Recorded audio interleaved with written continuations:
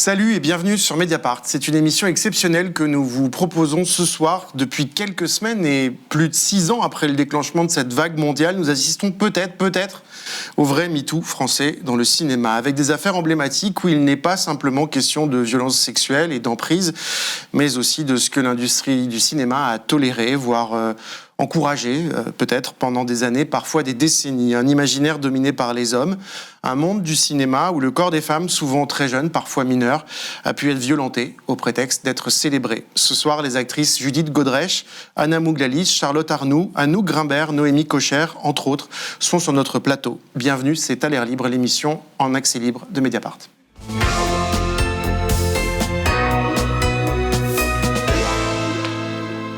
Avec Marine Turki, salut. Tu es journaliste au pôle enquête de Mediapart, à l'origine avec Lénaïque Bredou de la révélation de nombreuses affaires de violences sexuelles sur Mediapart. Tu as publié ce livre qui fait désormais référence, faute de preuves, enquête sur la justice face aux révélations MeToo. C'est paru au Seuil. Ce soir, Marine, ensemble, on va accueillir, je l'ai dit, plusieurs invités, des actrices qui dénoncent ou se mobilisent, et les deux, parfois, contre les violences sexuelles dans le cinéma. Oui, Mathieu, c'est encore par la porte du cinéma que MeToo ressurgit, retentit. Et c'est vrai que depuis le mois de décembre, c'est un tourbillon sans fin d'affaires qui secouent le cinéma. L'affaire Depardieu, l'affaire Cobert, Doyon, Jacot. Donc on va se poser ce soir la question, est-ce que c'est un simple soubresaut dans un pays qui a quand même beaucoup résisté à MeToo, ou est-ce que c'est un véritable tournant? Voilà, on va en parler ensemble ce soir. Et notre première invitée, c'est vous, Judith Godrèche, bonsoir. Bonsoir. Vous avez été actrice pendant très longtemps. Aujourd'hui, vous êtes scénariste, réalisatrice. Vous avez réalisé une série, Icon of French Cinema, sortie en décembre sur Arte, où il est question d'une actrice longtemps sous emprise d'un réalisateur plus âgé. Vous l'avez dit ensuite sur Instagram, il s'appelle Benoît Jacot, ce réalisateur phare des années 80-90, avec qui vous avez fait vos débuts au cinéma. Il avait 40 ans, vous n'aviez pas encore 15 ans. Vous dites avoir été objet de violences physiques et sexuelles de sa part. Vous avez déposé plainte pour viol sur mineur. Une enquête préliminaire d'ailleurs a été ouverte. Vous avez par ailleurs déposé plainte contre un autre réalisateur très connu, Jacques Doyon, que vous accusez lui aussi de viol et d'agression sexuelle sur mineurs. Aujourd'hui, nous souhaitions vous faire discuter avec Iris Bray, qui est à vos côtés. Bonjour Iris. Bonjour. Ancienne critique de cinéma, autrice du Regard féminin, un livre pour explorer le pouvoir révolutionnaire du regard féminin à l'écran contre ce qu'on appelle le male gaze, ce regard masculin qui a prédominé dans cette industrie. Iris, vous avez aussi réalisé la série Split, qu'on peut voir en ce moment en replay sur francetv.fr. Judith Godrèche, c'est Marine qui va vous poser la première question. Oui, bonsoir Judith Godrèche. Vous dénoncez des faits qui remontent à la fin des années 80, on l'a dit. 36 ans, est-ce que c'est le temps qu'il faut pour parler, pour dénoncer des violences sexuelles? Et qu'est-ce qu'il faut finalement activer, déconstruire pour parvenir à cette parole qui est difficile? Moi, je pense que le chemin de chacun est différent. Le mien a été très long, avec des tentatives qui ont échoué. En tout cas, je pense que même si j'arrivais pas à me formuler les choses de manière très... qu'il y avait quand j'ai quitté, quand je suis arrivée à partir de l'appartement dans lequel je vivais et qui m'appartenait à moitié avec Benoît Jacot, j'ai écrit un livre, il a été publié. Quand j'ai fait la promotion de ce livre, je crois que j'ai un peu commencé à essayer de m'exprimer, ou que j'avais une forme oui, que la parole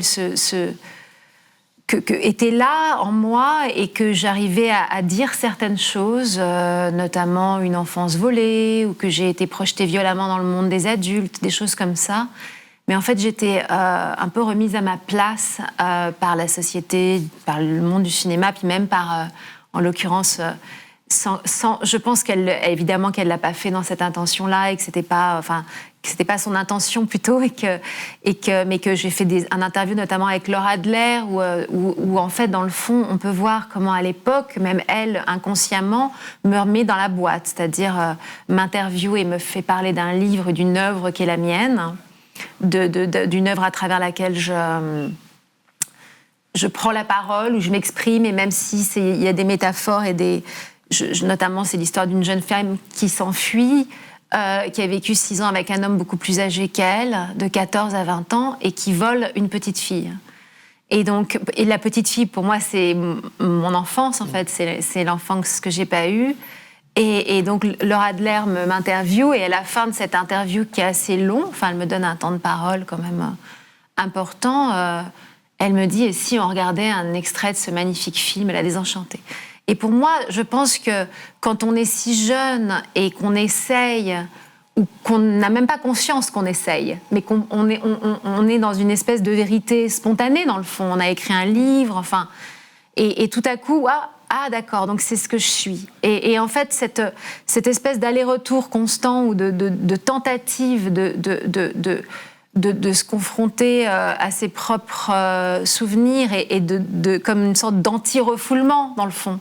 Parce que le refoulement est aussi, je pense, un mécanisme salvateur, en tout cas, qui peut vous sauver la vie, parce que moi, je pense que je vois bien qu'aujourd'hui, puisque je ne refoule plus, ou qu'en tout cas, il y a beaucoup de choses qui sont remontées, je me rends bien compte que je suis en fait dans une espèce quand même de souffrance violente qui arrive par moments. Donc le refoulement, je pense que ça peut aussi vous sauver la vie. Donc c'est compliqué tout ça, parce qu'il y a à la fois le fait de ne pas être prête à raconter certaines choses, de ne pas arriver même à les réaliser, et puis il y a aussi le fait que de toute façon, quoi qu'il en soit, même si vous aviez été prête, le monde n'attend pas ça de vous et ne veut surtout pas que vous fassiez ça, parce que c'est comme une trahison à l'endroit d'où vous venez, au pays. C'est presque comme de trahir une communauté qui, en plus, d'une certaine manière, revendique le fait de vous avoir même créé.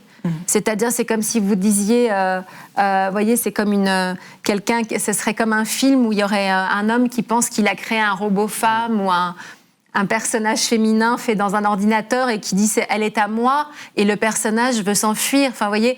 Et donc, il y a cette espèce de truc qui est tu ne trahiras pas le monde d'où tu viens, enfin ce milieu-là qui t'a vu grandir et qui considère que tu lui appartiens. Sur France Inter, vous avez donné plusieurs interviews avant celle-ci, et sur France Inter, vous avez rencontré, puisque vous parliez notamment de ça, vous avez beaucoup parlé en fait depuis plusieurs jours de consentement et d'emprise. Sur la notion d'emprise, vous avez raconté comment cette emprise intellectuelle, y compris sexuelle, s'est mise en place. On écoute. À quel moment j'ai regardé cet homme et je me suis dit j'ai envie de sortir avec lui, il est super beau, mais jamais. C'est-à-dire que moi, je regardais cet homme comme une figure paternelle, comme l'autorité sur le tournage, comme quelqu'un que tout le monde respectait, admirait, qui avait l'air d'avoir qui était quelqu'un qui faisait des grandes phrases définitives, qui vous parlait de vous comme si vous n'aviez jamais été vu avant, comme si vous naissiez à travers les remarques qu'il faisait sur votre beauté, sur les livres qu'il vous offrait, les films qu'il vous montrait. C'est comme toute une construction psychique qui se reconstruit à travers ses yeux. C'est comme si il crée un portrait d'une fille, d'une enfant, qui va devenir le vôtre. Et pour résister à ça, il faudrait une armée d'adultes. Il aurait fallu une armée d'adultes. Et donc, pour répondre à ça, je peux pas vous dire, parce que moi, je n'ai jamais été attirée par Benoît Jacot. Mais je me suis retrouvée avec lui. Et je me suis retrouvée dans son lit. Et je me suis retrouvée être sa femme, sa petite femme, son enfant femme. Son objet sexuel. Voilà. Il y a quelque chose de très fort dans cet extrait qu'on a monté un peu en longueur, parce que il parle à la fois du cinéma, d'une emprise qui se réalise sur une jeune femme, très jeune femme, jeune fille, mais dans le cadre du cinéma. Mais c'est aussi une emprise qui se réalise, en fait, qui peut se réaliser dans d'autres cadres que le cinéma. Vous racontez aussi quand même comment, justement, cette entrée en cinéma, elle facilite cette emprise. Oui, et d'ailleurs, je pense que dans tous les milieux, à partir du moment où on a un rêve ou un désir, ou qu'on essaie je sais pas, j'imagine une stagiaire qui rêverait de devenir écrivain ou qui écrit des poèmes. En l'occurrence, par exemple, moi, j'écrivais des poèmes, qui se retrouverait à faire un stage dans le milieu de l'édition et qui se retrouverait tout d'un coup avec un éditeur qui lui dit « mais viens, je vais te montrer ». Et puis, enfin, c'est-à-dire qu'il y a aussi cette chose qui est de l'ordre de, malgré tout, le milieu du cinéma, le milieu... Il y a quelque chose qui est de l'ordre de tu es privilégié, on te laisse... tu as la chance de pouvoir rentrer dans ce monde magique, dans ce monde incroyable, dans ce monde où il y a aussi cette espèce d'aristocratie, de hiérarchie assez folle, dans le fond, parce que le metteur en scène sur un plateau, il faut quand même savoir qu'il y a une forme de divinisation de son rôle. Enfin, d'ailleurs, je pense que il y a une grande mégalomanie et c'est extrêmement... même moi, enfin, je veux dire, en tant que metteur en scène, je me suis rendu compte... dans le fond, en mettant en scène Icon of French Cinema, toute cette équipe... Vous avez du pouvoir. Oui, il y a du pouvoir, et puis il y a cette volonté, il y a cette bonne volonté de l'équipe, il y a ce désir d'arriver, et dans le cinéma d'auteur notamment, hein, les gens ils sont quand même, dans la plupart du temps, enfin je veux dire, l'équipe elle est là aussi pour le projet, pas pour l'argent, enfin il faut qu'il gagne sa vie, mais ce que je veux dire c'est que c'est un cinéma qui vous prend à des endroits qui sont très personnels, qui fait que l'équipe fait partie d'un projet et ils ont le sentiment de participer à une œuvre. Et ça tait des voix qui seraient dissonantes, ça tait la possibilité aussi de dire non, excuse-moi, mais en fait, moi, j'ai pas envie d'enlever mon pull. En fait, là, j'ai pas envie d'être toute nue devant tout le monde.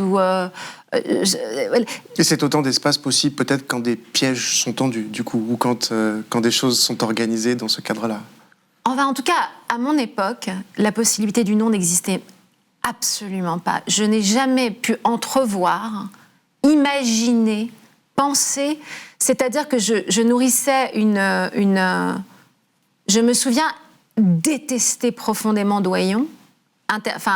C'est-à-dire qu'avoir un truc intérieur comme ça de dégoût, impossible à formuler. C'est-à-dire que je ne vois pas à quel endroit, à quel moment, je me retrouvais dans une situation où il y avait sa femme derrière le combo. Enfin, je veux dire, comment est-ce que j'aurais pu penser que j'avais le droit de dire non dans une situation où les adultes avaient l'air de dire que ce qui se passait était normal. Et je ne dis pas que Jane trouvait ça normal du tout. Jane Birkin, absolument pas. Je ne suis pas du tout en train de dire ça. Je pense qu'elle en a beaucoup souffert. Et elle l'a écrit d'ailleurs. Donc là, on parle bien de Jacques Doyon et d'une situation sur un tournage. Oui.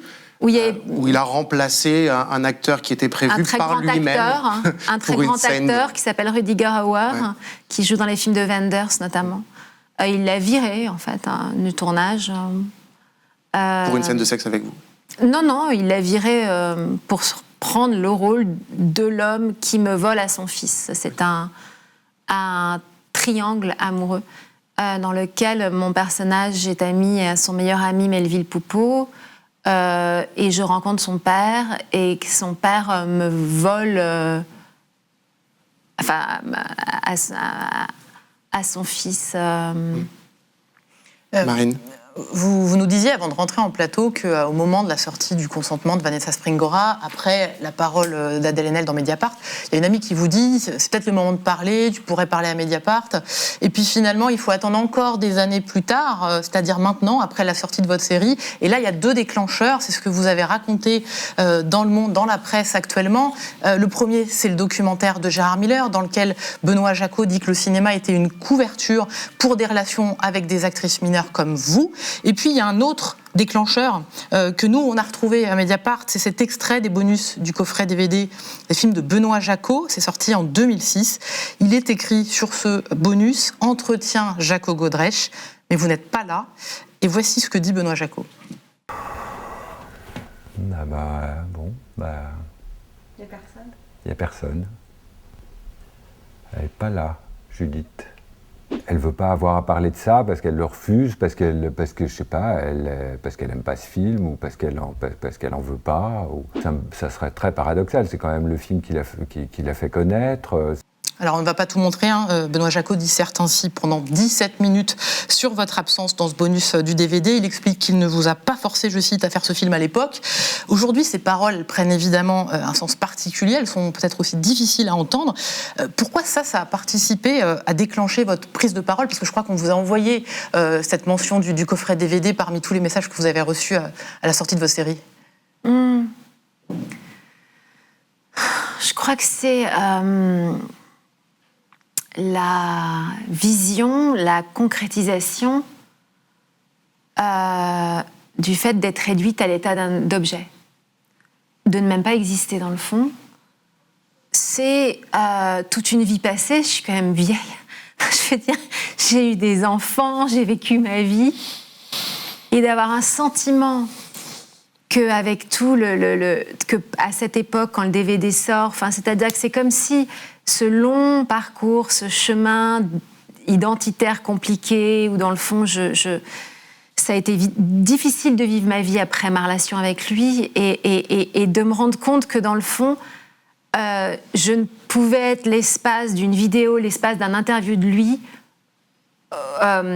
résumé à rien, c'est-à-dire je n'existe pas dans le fond, je ne suis qu'une chose qui a existé à travers son désir, à travers sa vision, et qui s'éteint ou qui se ranime. Je suis une sorte de pantin, de désincarné, et je me sens morte. Je me sens morte, et j'ai besoin de sauver la petite fille dont il parle. C'est-à-dire que moi j'ai un besoin très très très violent de me réapproprier la petite fille de 14 ans, de 15 ans, de 16 ans. Et d'ailleurs, je pense que c'est vraiment ce qui me donne beaucoup de force aujourd'hui, parce que je ne suis pas quelqu'un qui aime à raconter ma vie, ou enfin à déballer, laver mon linge sale, comme on dit cette fameuse expression en public et tout, mais je pense que la raison pour laquelle je prends la parole ou que je fais des interviews, il y a une bagarre qui est une réalité qui me semble être primordiale, en tout cas qui l'est pour moi. C'est que cette petite fille-là qui est allée porter plainte à la brigade des mineurs, c'est là que je voulais aller porter plainte. C'est elle à qui je m'adresse aujourd'hui. Il y a quelque chose de l'ordre de la réparation qui est en train de se faire et que je la laisserai pas tomber. Et ça, quand il parle comme ça de moi et de cet enfant-là, de cet enfant qui a pas eu le droit d'être une enfant, une adolescente, qui a tellement vécu selon ses règles, c'est pas possible. C'est-à-dire qu'à posteriori, il peut pas continuer. Il faut que ça s'arrête. Vous voyez, c'est comme si je m'étais dit mais si quand je suis partie, il avait arrêté de parler de moi. Ou il y a une espèce de truc de se dire mais non, pourquoi il faut que ça continue ? Pourquoi il faut qu'il continue de parler de moi comme ça ? Laisse-moi tranquille presque. Je ne t'appartiens plus. Vous voyez, mais non, en fait, dans le fond, il y a des gens à qui on appartiendra toujours, à moins d'arriver à donner un énorme coup dans la porte, ce que j'essaie de faire aujourd'hui. Iris Bray, on écoute Judith Godrèche depuis plus d'un quart d'heure maintenant, et elle s'est exprimée plusieurs fois ces derniers jours. Qu'est-ce que vous qui connaissez bien le cinéma, son histoire et aussi la façon dont ce monde fait système, qu'est-ce que vous inspire ce que dit Judith Godrèche sur l'absence possible de dire non, en fait, l'impossibilité de dire non à son époque dans ce milieu ? Je pense que l'impossibilité de dire non, elle existe encore aujourd'hui. Moi, ce qui m'intéresse dans le geste de Judith Godrèche, c'est déjà qu'elle répond par une œuvre de fiction avant de dire un non. Et dans cette œuvre de fiction, je trouve qu'on voit très bien, en fait, cette jeune fille de 14 ans. En fait, on la ressent, on comprend ses expériences, ça nous place d'un autre point de vue. Et je pense qu'il faut insister aussi par ce biais-là, c'est-à-dire que moi je pense aux œuvres qui permettent en fait à la parole de Judith d'être entendue aujourd'hui, puisqu'on l'a bien compris, ça fait longtemps qu'elle parle. Et je pense que des œuvres comme le livre de Vanessa Springora, Le consentement, c'est-à-dire des œuvres qui nous ont permis d'avoir des mots, de mieux comprendre par exemple l'emprise, le consentement, le viol, tous ces mots qui n'existaient pas en fait il y a 20 ans, en tout cas dont on n'arrivait pas à s'emparer, sont importants en fait aujourd'hui pour entendre ce que Judith dit. Je vous interromps, mais juste, il vous a beaucoup frappé ce livre. Vous avez dit, quand je l'ai vu, quand on me l'a donné à lire, je me suis noyée dedans. Vous dites ça vous écrivez ça dans Le Monde, dans une lettre que vous écrivez pour votre fille. Dites, je me suis noyée dedans parce que c'était vertigineux. Et vous dites aussi le consentement, je connaissais pas ce mot. Ouais, en fait, mon amie d'enfance, Caroline Bonmarchand, m'a envoyé ce livre en me disant les lignes bougent. Et j'ai commencé à le lire et j'ai pas pu le lire du tout. C'était trop proche de ce que j'ai vécu. C'était vraiment trop violent.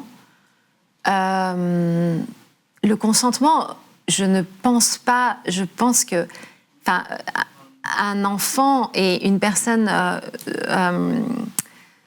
face à l'autorité et dans un cadre de travail ou dans un cadre de pouvoir comme celui du cinéma n'existe même pas. Enfin, il ne s'agit même pas de consentement. Enfin, c'est-à-dire qu'un enfant de 14 ans ne peut pas donner son consentement. C'est pas un mot, on ne peut pas dire « j'avais 14 ans, j'ai donné mon consentement ». D'ailleurs, je pense que évidemment qu'on se pose souvent la question des parents, et puis c'est aussi la grande défense des abuseurs, et les parents. Les parents, d'abord il faut savoir que malgré tout, le monde du cinéma c'est un peu un grand truc impressionnant, qu'il y a beaucoup on ne sait pas trop ce qui s'y passe, qu'il y a des mamans qui peuvent accompagner des enfants sur des tournages et puis des fois on leur dit qu'il n'y a pas le budget, puis des fois on leur met quelqu'un d'autre pour accompagner la jeune fille ou l'enfant sur le tournage. Et puis quand un parent vient sur un tournage, ça ne veut pas dire qu'il est dans la pièce au moment de la répétition avec le metteur en scène et que le metteur en scène lui dit on va répéter une scène d'amour là, maintenant, tout de suite dans ma chambre. Donc toutes ces choses-là, c'est intéressant parce que je sais qu'il y a souvent, et j'ai vu, on me pose souvent la question de mes parents, mais mes parents n'ont pas donné leur consentement pour que je sois violée. Donc j'aime bien comment on essaie toujours de dévier, enfin, il me semble en tout cas qu'il y a un grand truc qui est comment dévier, parce que je pense que même l'opinion publique ou les gens veulent trouver une autre explication que juste celle du violeur. Il y a un type qui a décidé qu'il allait abuser de mineurs et de jeunes filles. Dans ce cadre-là et à cette époque-là et dans ces circonstances-là, quand je vais dans la maison de Jane Birkin et répéter, et que Jacques Doyon dit qu'il veut m'enregistrer parler pour son scénario et qu'on est enfermé dans son bureau, mes parents ne sont pas là à l'intérieur de la pièce en train de regarder ce que me fait Jacques Doyon, ce qui m'explique comment est-ce que je dois répéter telle et telle scène. Tout ça, c'est intéressant parce que moi, je suis une mère différente. Je suis pas la même. Je suis différente avec mes enfants. Je ne suis pas et je suis d'ailleurs une mère d'une autre époque. Hein. Je suis pas une post 68 arde. Enfin, vous voyez, je vis à une autre époque, etc. Et puis ma propre histoire m'a construit différemment. Mais je trouve que c'est quand même intéressant dans la manière dont les gens essaient de se tourner vers la responsabilité des parents, mais pas des violeurs. En fait, il faut bien comprendre que c'est les mêmes systèmes qui sont en place quand on parle d'inceste. C'est-à-dire que le premier lieu des violences sexuelles, c'est la famille. Donc après, on parle de la grande famille du cinéma, mais c'est la même chose. C'est-à-dire que les personnes qui vont incester, qui sont les agresseurs, et je le dis au masculin parce que c'est majoritairement des hommes, vont choisir la victime qui va être celle qui va le moins parler. Donc on va vers l'enfant ou vers la femme qui est la plus vulnérable. C'est comme ça que ça se passe. C'est-à-dire que c'est un système. Les personnes qui agressent les enfants le font parce qu'ils savent qu'ils vont pouvoir s'en sortir. C'est terrible, mais c'est ça qu'il faut comprendre. Ce que vous nous dites là, c'est qu'on ne fait pas juste une émission sur, en effet, MeToo dans le cinéma. On parle aussi de la société et tous des mécanismes de la société. Quand on reproche aux parents de Judith de ne pas l'avoir protégée, en fait, c'est parce qu'on n'a pas envie de voir qu'un metteur en scène peut aussi utiliser le même système pour agresser au sein de son plateau et en dehors de son plateau. Donc c'est toujours les mêmes mécanismes qui se mettent en place, en fait, pour que la victime ne parle pas. Et la première question, c'était pourquoi est-ce que ça met autant de temps ? Mais ça met autant de temps parce qu'il faut aussi comprendre que les hommes qu'on aime sont aussi ceux qui nous agressent et que c'est absolument insupportable. Donc comment déployer cette parole-là ? Comment est-ce qu'on fait pour qu'elle soit entendue ? Il faut que les personnes en face aient aussi fait ce travail de déconstruction pour l'entendre, notamment les journalistes. Enfin, il y a aussi un truc qui est intéressant et qui est un vrai sujet, c'est que quand on travaille avec des enfants et qu'il y a les parents sur le plateau, des enfants, alors en l'occurrence, on va dire une fille de 15 ans, mais même plus jeune, souvent les metteurs en scène disent c'est compliqué quand il y a parce que l'enfant n'arrive pas à jouer, ou il va voir sa maman après la prise, ou l'enfant est mal à l'aise. Enfin, imaginez bien que moi, sur le tournage de La fille de 15 ans, quand je suis toute nue, mon père, il n'est pas dans la maison à Ibiza, sur le plateau, en train de regarder derrière le combo vous voyez, j'aurais jamais pu de ma vie, d'ailleurs. Film de Jacques Doyon. Oui, il n'est pas invité sur le plateau. Il n'est pas là, il est dans l'hôtel, s'il m'attend quand il est venu quelques jours, par exemple. Ou, vous voyez, mais il n'est pas sur le plateau, dans la maison. On a tourné tout ce film. Bon. Mais par exemple, je vous donne un exemple. Justement, alors, s'il y a des enfants qui disent, même, qui pourraient dire, hein, je sais pas, maman, t'es derrière maman, je te vois, t'es derrière la caméra, ou vous voyez, quand une maman est sur le plateau et qu'on, hein, et c'est pour ça que moi, je trouve qu'il faut qu'il y ait un référent. Si par exemple, qu'on dise « Oh là là, mais il y a des scènes où moi je dois pleurer », ou je dis, je sais pas, j'invente des situations. Hein. Je suis une petite fille qui doit avoir une scène triste, et puis du coup, si sa maman est là, elle n'arrive pas à se concentrer, ou elle est... Voilà. Eh bien, moi je pense que sur ma série, il y avait quelqu'un qui était...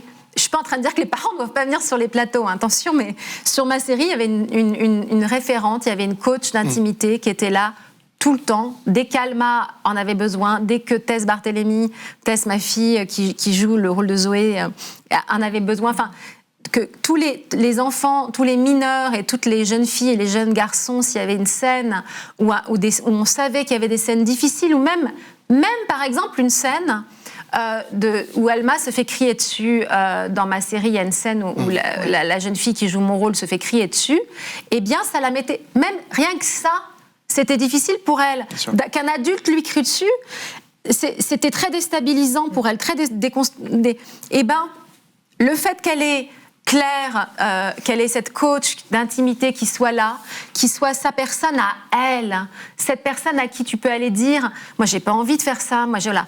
Et du coup, eh ben, ce qui était très intéressant, c'était aussi justement de travailler à l'intérieur du cadre des limites d'Alma. C'est-à-dire qu'il y a une scène que j'ai reproduite, qui est une scène de la fille de 15 ans. Alma, il en était hors de question de toute façon pour moi.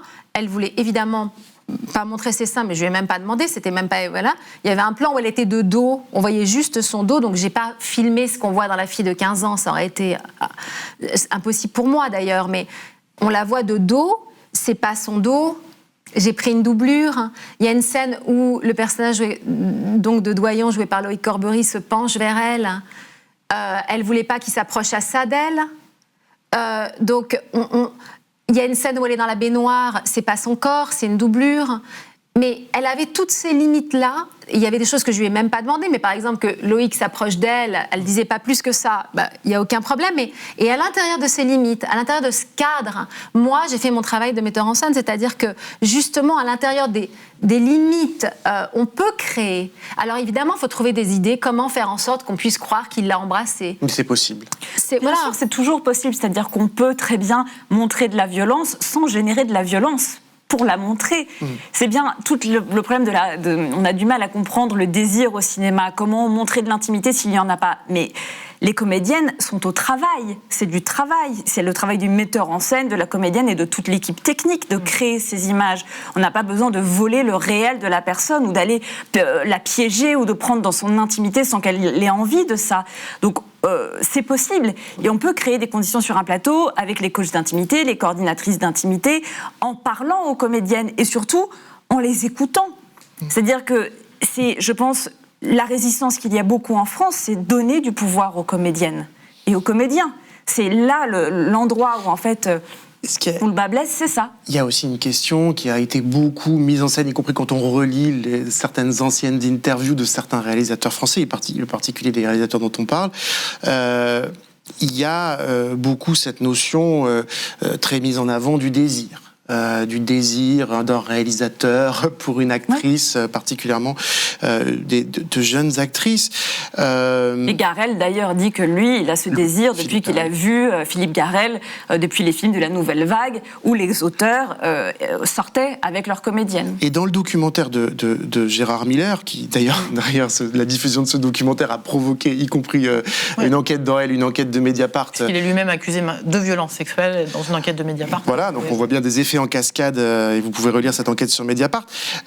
Jaco dit que son comportement avec ces jeunes actrices a même pu susciter à l'époque l'admiration d'autres personnalités du milieu. Je vous pose la question... La jalousie même. La jalousie, ouais. Voilà. Je vous pose la question, Judith Godrèche, est-ce que ce milieu du cinéma, dans votre cas, il a été complice? Ou une partie de ce milieu? Oui, bien sûr. Enfin, en tout cas, il a été moteur dans l'écrasement de la parole, il y a la position d'objet et des actrices, enfin, de rester à leur place d'objet et je pense qu'il y a quelque chose de... Enfin, c'est ce que je disais au début, c'est-à-dire l'idée de ne pas trahir cette idée de l'omerta, pour moi, est très, très forte. Enfin, en tout cas, vous voyez, moi, j'ai vécu un truc, par exemple, pour vous donner un exemple de jusqu'où ça peut aller Donc, la série Arte a le courage, prend la décision, que je trouve très honorable, enfin, très, voilà, de financer, de produire cette série. Et donc, ça veut dire qu'ils prennent une vraie décision par rapport au fait que, par ailleurs, ils aient financé dans le passé des films de Benoît Jacot et que, voilà. Et voilà. Et donc, la série se tourne. Il y a des scènes de violence et des scènes que je suis obligée aussi d'aménager pour des raisons légales, vous voyez, voilà. La série se tourne et évidemment, et pour moi, il est hors de question de dire son nom. Il est hors de question de nommer. Mais c'est parce que je ne veux pas que ce soit un réquisitoire, que je suis encore en chemin sur cette longue route, que j'ai peur de rentrer en France, que je sais que ma possibilité de créer ne tient qu'à un fil, que j'ai peur de la perdre, que j'ai le sentiment qu'on m'a donné une chance et que je reviens et qu'est-ce qui se passe si on coupe le fil. Donc je ne veux surtout pas qu'on sache qui c'est et je vis vraiment dans l'angoisse de ça. Donc la série est sélectionnée au Festival de Deauville. Les premières interviews, je dis non, moi si vous le dites vous, moi je le dis pas, mais le dites pas. Enfin, je suis même dans le contrôle des journalistes. Hein. Je dis à Renaud Barognan des Parisiens, non, ne le dites pas. Enfin, je demande même à mon attaché de presse d'être sûr que personne. Vous voyez, je suis vraiment dans une angoisse. Bon. Et ça, c'était il y a seulement quelques mois. C'était au mois de septembre. Hein. Et puis, on se rapproche de la sortie de cette série, de la diffusion. Et puis, je ne sais pas, pendant un petit moment, l'attaché de presse d'Arte où devait être en vacances, enfin, il y a une espèce de flou, vous voyez, de moment où elle est injoignable, ou je ne sais plus quoi. Et là, je me dis, ça y est. Il y a quelqu'un qui a dû arriver à joindre, qui a fait ils ont parlé au board d'Arte. Quelqu'un a dû appeler, je sais pas qui, pour lui dire qu'il fallait pas diffuser ma série. Enfin, vous voyez, c'est-à-dire que je vis pendant tout ce temps dans la peur, dans l'angoisse. Voilà. Et donc c'est intéressant. D'ailleurs, que dans sa défense dans Le Monde, Benoît Jacot dise que j'ai fait cette série pour attirer l'attention. Marine va justement donner des éléments. Réagir à ça. Effectivement, ouais. Benoît Jacot, dans Le Monde, puis dans Télérama, il estime être victime, je cite, d'une opération de communication d'envergure menée par vous, Judith Godrèche, pour, je cite, promouvoir sa série. Il nie toute violence physique et psychologique, toute emprise. Il évoque une histoire d'amour consentie avec vous, en estimant que vous aviez 15 ans et non pas 14, lors de votre premier rapport sexuel, et il considère même que c'est lui qui aurait été sous emprise. J'imagine que ça, Judith Godrèche, ça vous fait évidemment réagir. Il renverse cet argument de l'emprise. Ouais, honnêtement, je trouve ça tellement délirant que sous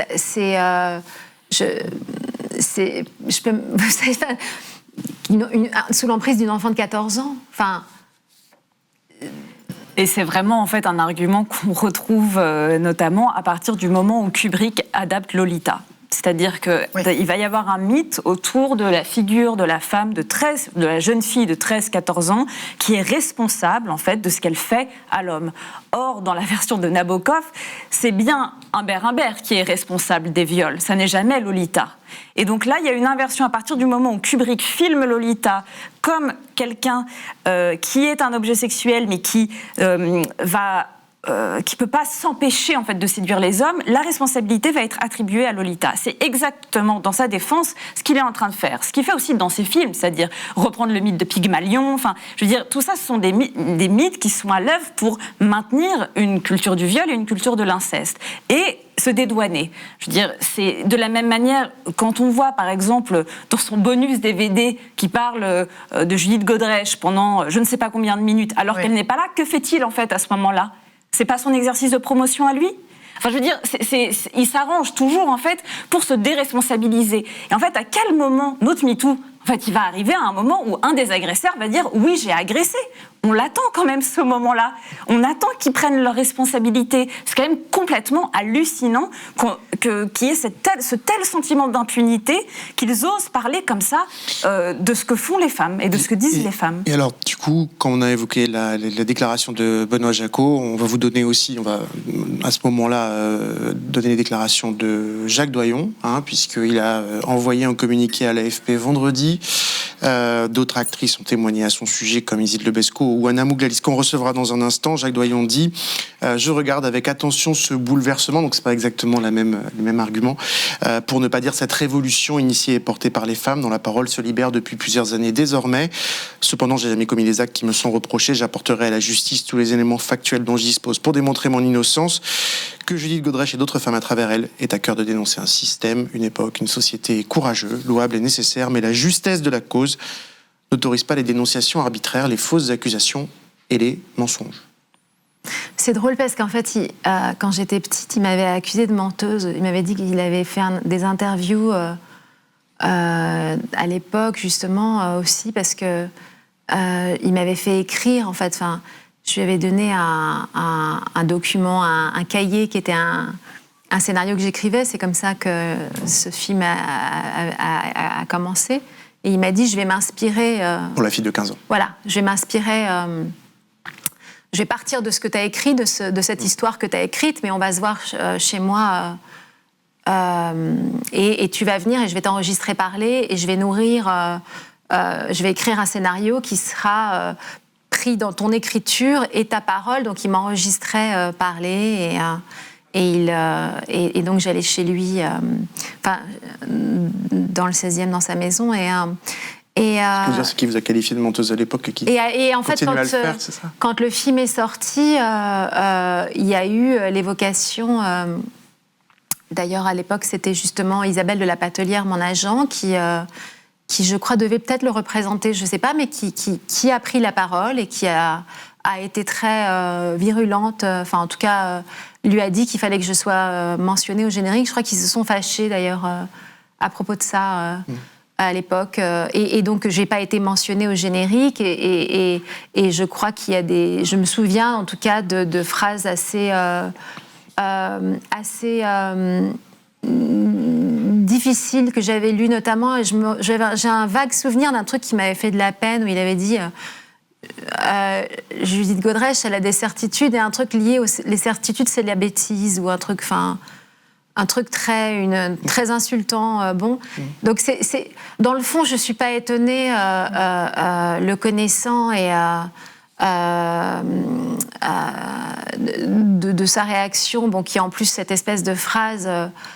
À la mort moelle-neu, excusez-moi, sur la révolution, c'est super, des femmes, ou la prise de parole, c'est complètement... Enfin, je veux dire, je pense pas qu'il ait envie que toutes les femmes prennent la parole pour...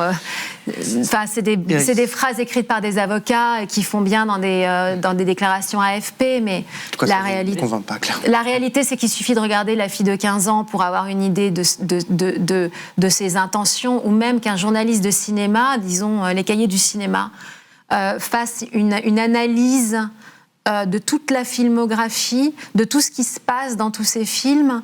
Ce serait juste intéressant. Moi, ça m'intéresserait en tant que je ne sais pas ce que vous en pensez. Elle vous dirait quoi, cette enquête, Iris? D'ailleurs, ça me fait penser, dans le film de Jacot, La Désenchantée, votre personnage s'appelle Bête. Et il y a beaucoup de jeux de mots autour de est-ce qu'elle est bête ou non, bête et sourde.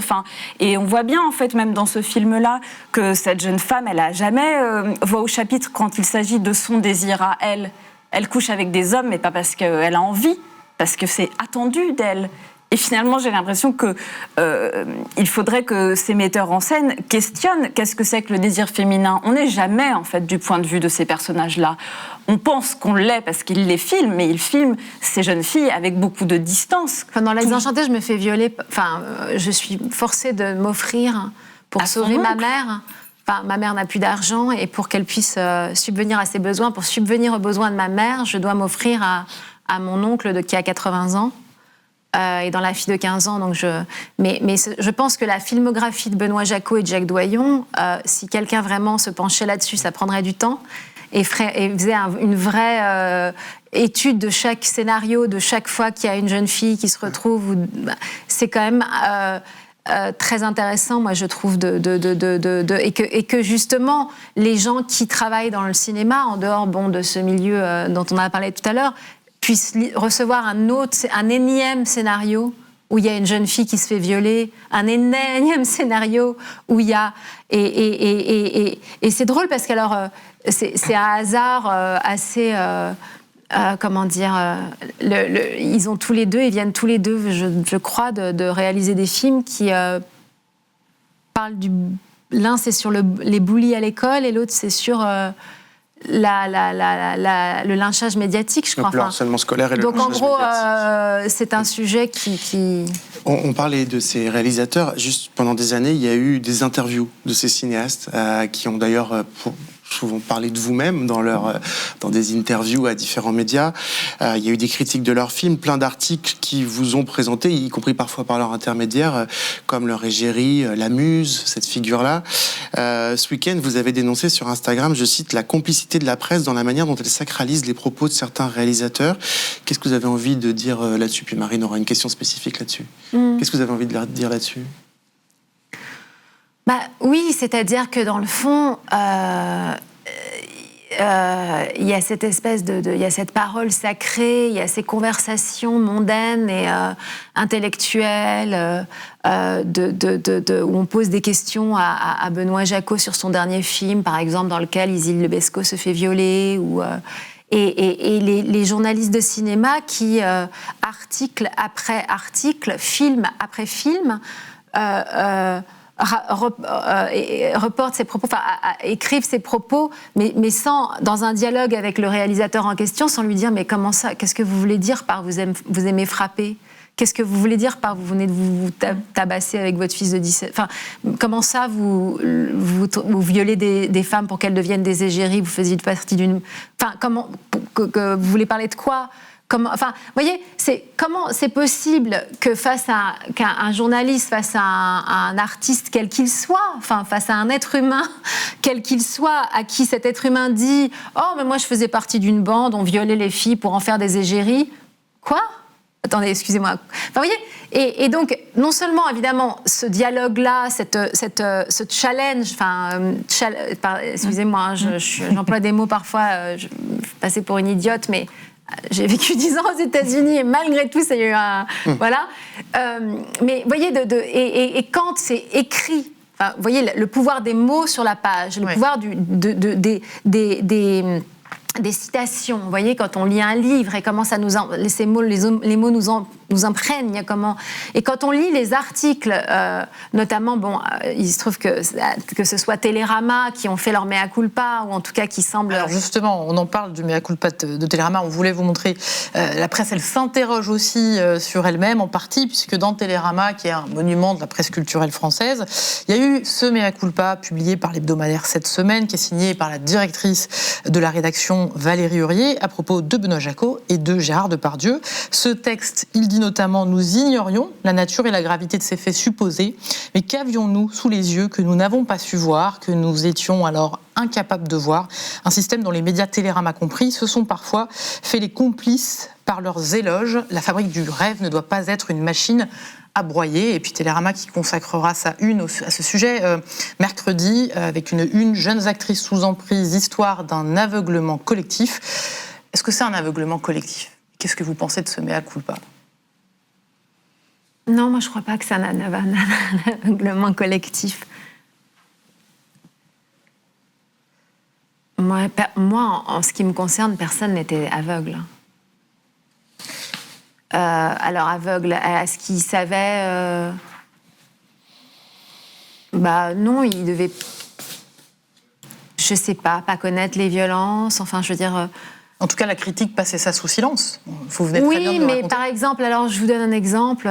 Je suis là un peu comme une Je donne des exemples, pardon, mais c'est pas très drôle, mais je suis au Festival de Locarno et j'ai 14 ans et quelques.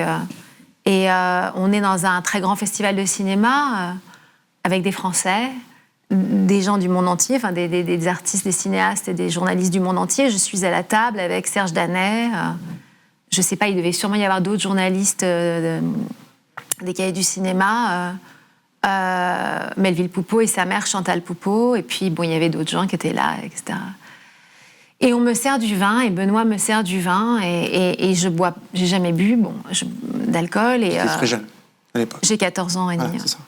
Et je vomis sur toute la table, sur tout le monde, sur moi-même, et je m'évanouis. Ça s'est passé en présence, dans un dîner de gala. De tous. De tous, enfin... En tout cas, il y avait des gens du cinéma, des journalistes, etc. Et puis, il y a plusieurs épisodes comme ça, où il y a plusieurs circonstances dans lesquelles tout le monde savait, en tout cas, que Benoît Jacquot était avec moi. Tout le monde a su avec qui il était après moi, et après, et après. Et ce que je veux dire, c'est que... C'est une volonté de ne pas voir, vous dites. Voilà. C'est pas... Je ne dis pas qu'il faut que montrer les gens du doigt et voilà, qui on va descendre aujourd'hui. Enfin, je veux dire. Et puis d'ailleurs, c'est même pas mon intention.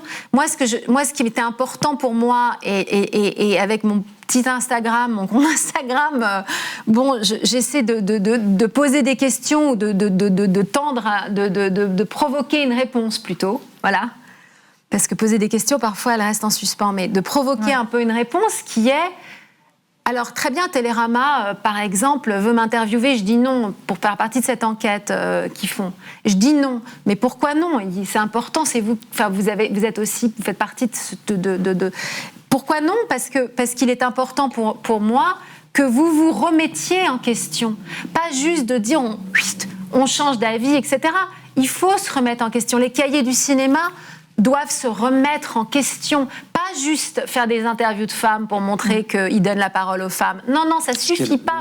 C'est se remettre en question. Ça veut pas dire qu'il faut s'auto-flageller et... Non, mais en fait, c'est du travail. C'est-à-dire que c'est sympa de faire une petite pirouette et de dire on va donner la parole aux femmes, mais non, en fait, c'est du travail. Ça demande de lire des livres, ça demande de lire de la théorie, ça demande de se remettre en question soi-même, ça demande de regarder sa propre intimité et de faire parfois son examen de conscience. C'est douloureux et c'est désagréable. Et on ne fait pas la révolution avec de la pédagogie. C'est-à-dire que moi, je peux expliquer à quelqu'un, mais tu te rends compte, mais vous vous rendez compte, mais non, ça ne marche pas. C'est-à-dire que malheureusement, il y a un endroit où moi, je me retrouve, par exemple, justement, à travers mon Instagram, dans un truc assez, je sais pas comment appeler ça, mais vous voyez, où j'aurais jamais imaginé de ma vie, mon Instagram était privé, vous voyez. Mais est-ce que ça veut dire pour vous, critiquer, c'est intéressant pour vous aussi, Iris Bray, bien sûr, on peut peut-être d'ailleurs conclure là-dessus ce premier plateau, ça veut dire, en tant que critique, que journaliste cinéma, ou que personne qui apprécie le cinéma, ça veut dire,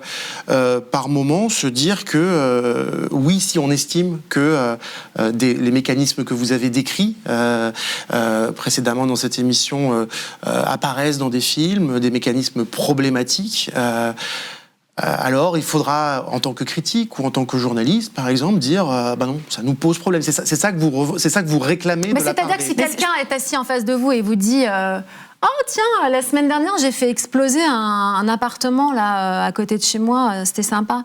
Et vous êtes journaliste et vous allez faire il a fait exploser un appartement, me dit-il. Vous voyez ce que je veux dire, c'est-à-dire qu'à un moment donné, cautionner les dispositifs qui sont problématiques. Mais de questionner, comment ça, qu'est-ce que vous voulez dire par là c'est-à-dire à un moment donné, quand on entend quelqu'un vous tenir des propos aussi systématiquement dans une culture du viol, dans une glamourisation de la sexualisation de jeunes filles. De très jeunes filles quand on voit un homme qui est tout le temps avec des très très jeunes filles dans tous les festivals, dans des dîners, à un moment donné, est-ce qu'on se pose pas la question, mais et si on se tournait vers cette jeune fille et qu'on la prenait dans la pièce à côté, qu'on lui dise est-ce que ça va, est-ce que vous voyez, quand on voit toutes ces jeunes filles à répétition dans la vie de ces hommes-là. si jeune, à qui on donne tout d'un coup une place énorme, à qui on dit tu vas être l'héroïne de mon prochain film, tu vas être la scénariste de mon prochain film, tu vas être... Comment est-ce que... Je sais pas, moi, il y a toutes ces questions-là. Excusez-moi, je parle énormément et C'est pour ça qu'on vous a... invité. Pardon, Iris, elle n'a rien pu dire. Non, mais Si. a rebondi. Mais non, mais je pense que ce que veut dire Judith, et ce qui est important, c'est que maintenant, on peut entendre le point de vue des femmes, des victimes, des personnes qui, avant, n'avaient pas la place d'avoir leur récit entendu. Et par la fiction et ailleurs. C'est-à-dire que là, à partir du moment où on a une prise de conscience, il faut absolument interroger la parole de ces réalisateurs qui viennent dans les médias.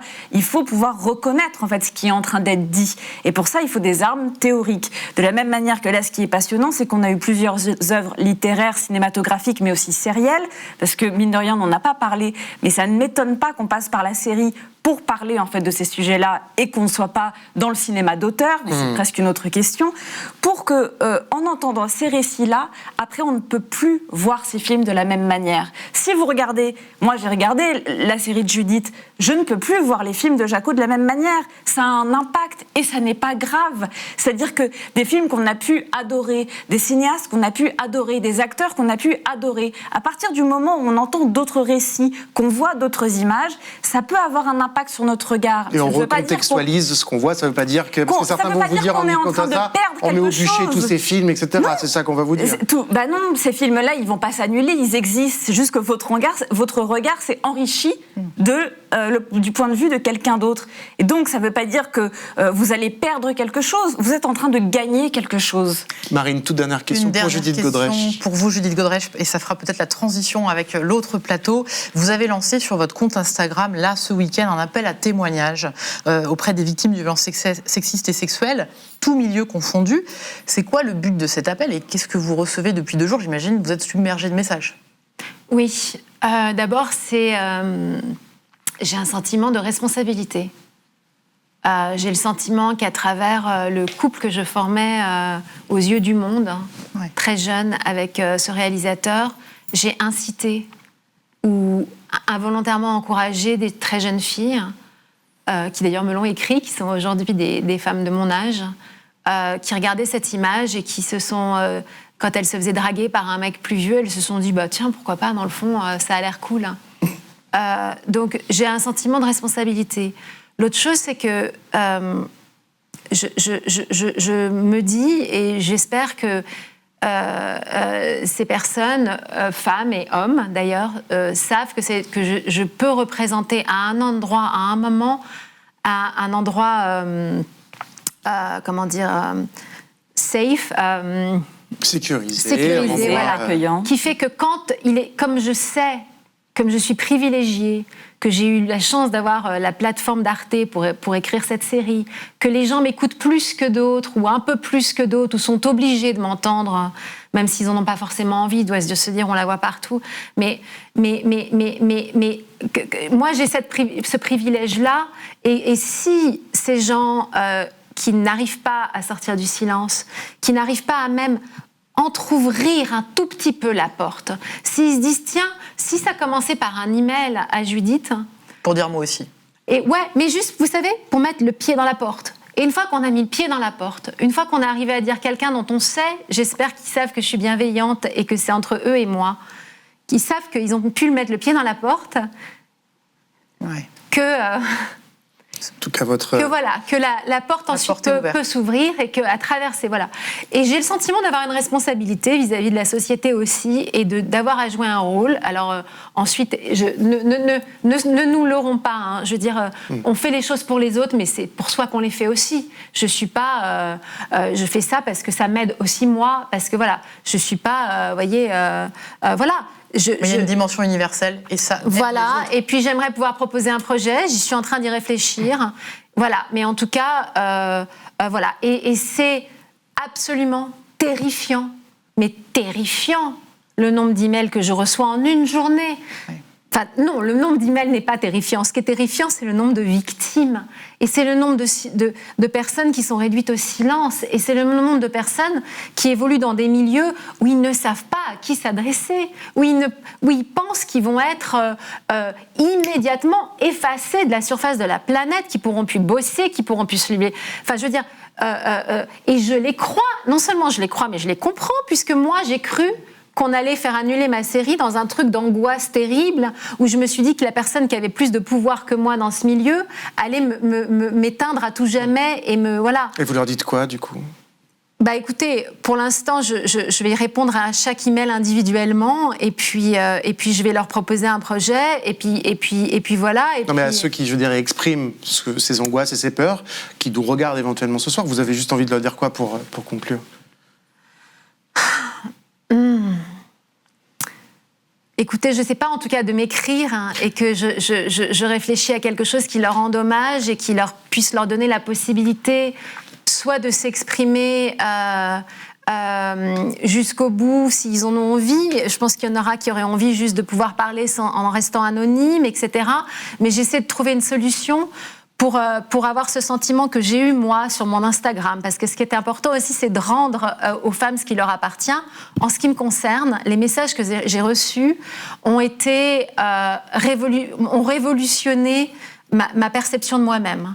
C'est-à-dire que l'amour, le soutien des femmes comme Iris et comme d'autres femmes, et comme de cette force que m'a donnée, vous voyez, ce sentiment de se dire... si je me casse la gueule, je sais que je vais me casser la gueule, je sais que ça va faire mal, je sais que je vais pleurer, mais il y a des gens qui sont là, même si j'ai pas le courage de les appeler, j'ai peut-être pas envie de partager ça avec tout le monde, etc. Mais la solitude, elle est tellement profonde, elle existera toujours, je serai toujours seule face à ce que j'ai vécu. Il y a rien à faire là-dessus, on peut rien y faire. La solitude, elle est ancrée en moi. Mais sauf que je sais qu'il y a des femmes qui ont entendu, qui ont vu et qui se sont vues. Et l'idée d'être plusieurs, l'idée d'être nombreuses, bah c'est comme si je suis plein de petits bouts, de plein de femmes, et ça me donne de la force. Parce que ce que Judith propose, c'est juste que de dire MeToo et qu'elle réponde « je te crois ». Et en fait, c'est comme ça qu'on va changer le monde. Merci beaucoup, Judith Godrèche, d'être passée par notre plateau. Iris Bref, vous restez avec nous. On va accueillir maintenant nos autres invités.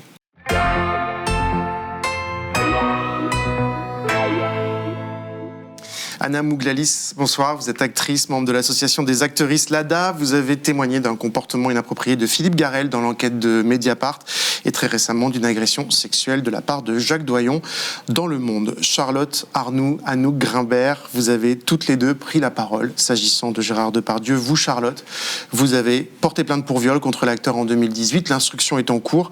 Gérard Depardieu est mis en examen pour ces faits qu'il conteste et il bénéficie de la présomption d'innocence. Vous, Anouk, vous avez dénoncé dans le magazine Elle, en octobre, le comportement de Gérard Depardieu avec les femmes sur des tournages. C'est la première fois que vous êtes réunis ensemble sur un plateau et c'est la première fois, Charlotte, que vous vous exprimez d'ailleurs depuis le fameux reportage de Complément d'enquête le 7 décembre où l'on voit Gérard Depardieu multiplier les propos sexuels obscènes lors d'un documentaire en Corée du Nord. Noémie Kocher, bonsoir.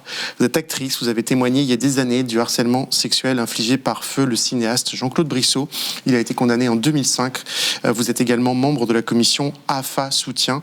L'AFA, c'est Actrices et Acteurs de France.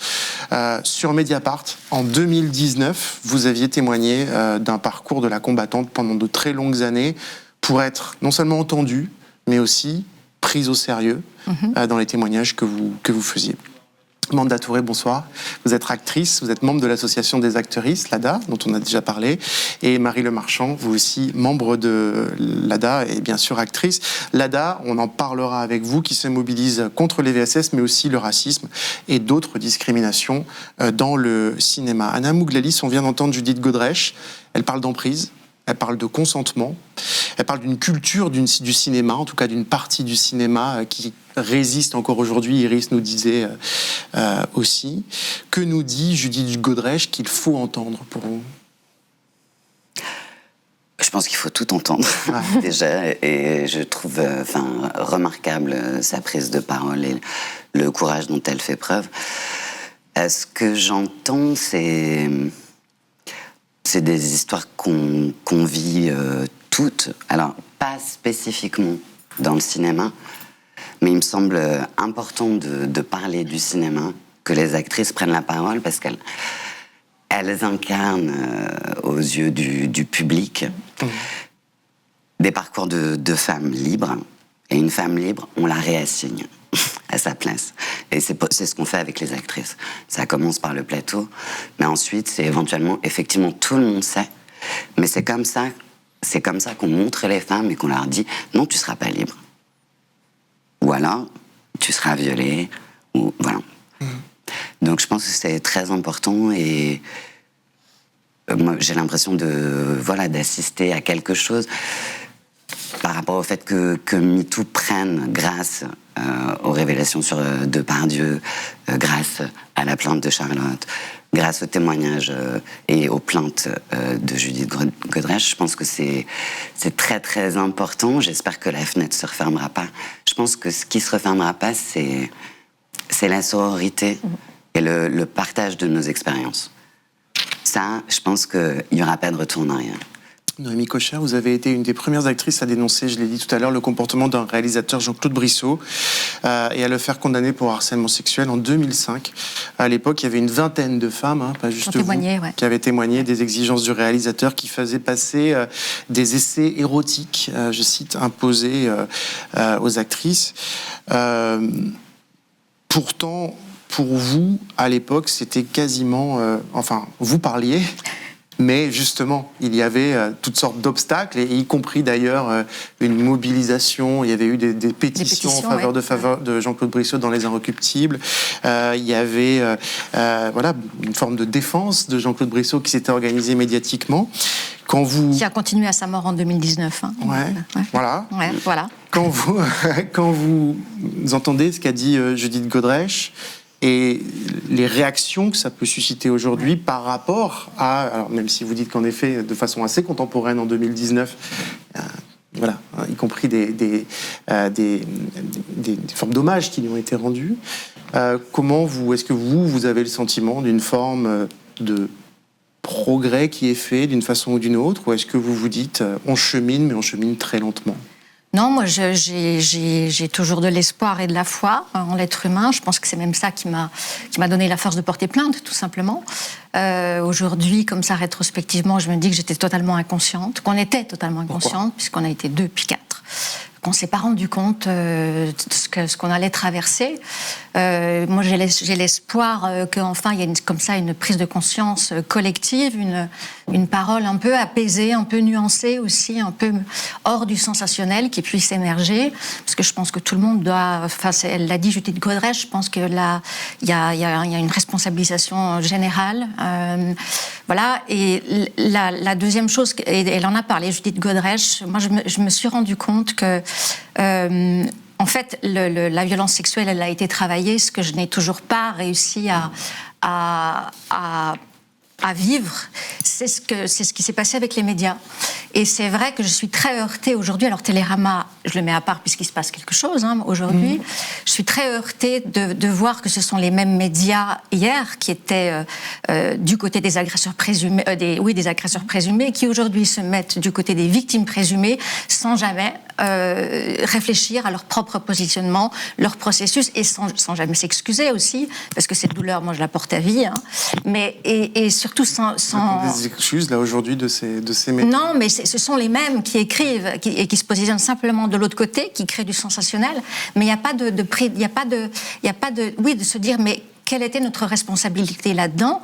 Et oui, nous avons provoqué beaucoup de douleur. Alors on peut citer des exemples. Parce que j'ai parlé de cette pétition lancée par Les Inrecuptibles avec de grands noms du cinéma français, acteurs, réalisateurs dont certains d'ailleurs après vous ont fait savoir qui vous soutenaient. Oui, absolument. Et puis on peut citer un exemple, Libération en 2005, qui écrivait Brissot, c'est l'enfant symptôme du cinéma. Et des phrases qui résonnent curieusement aujourd'hui. Tout le monde sait confusément que des producteurs ou des cinéastes profitent de leur position de metteur en scène pour coucher avec des actrices ou des acteurs. Tout le monde sait confusément que des actrices ou des acteurs jouent de ce jeu de séduction.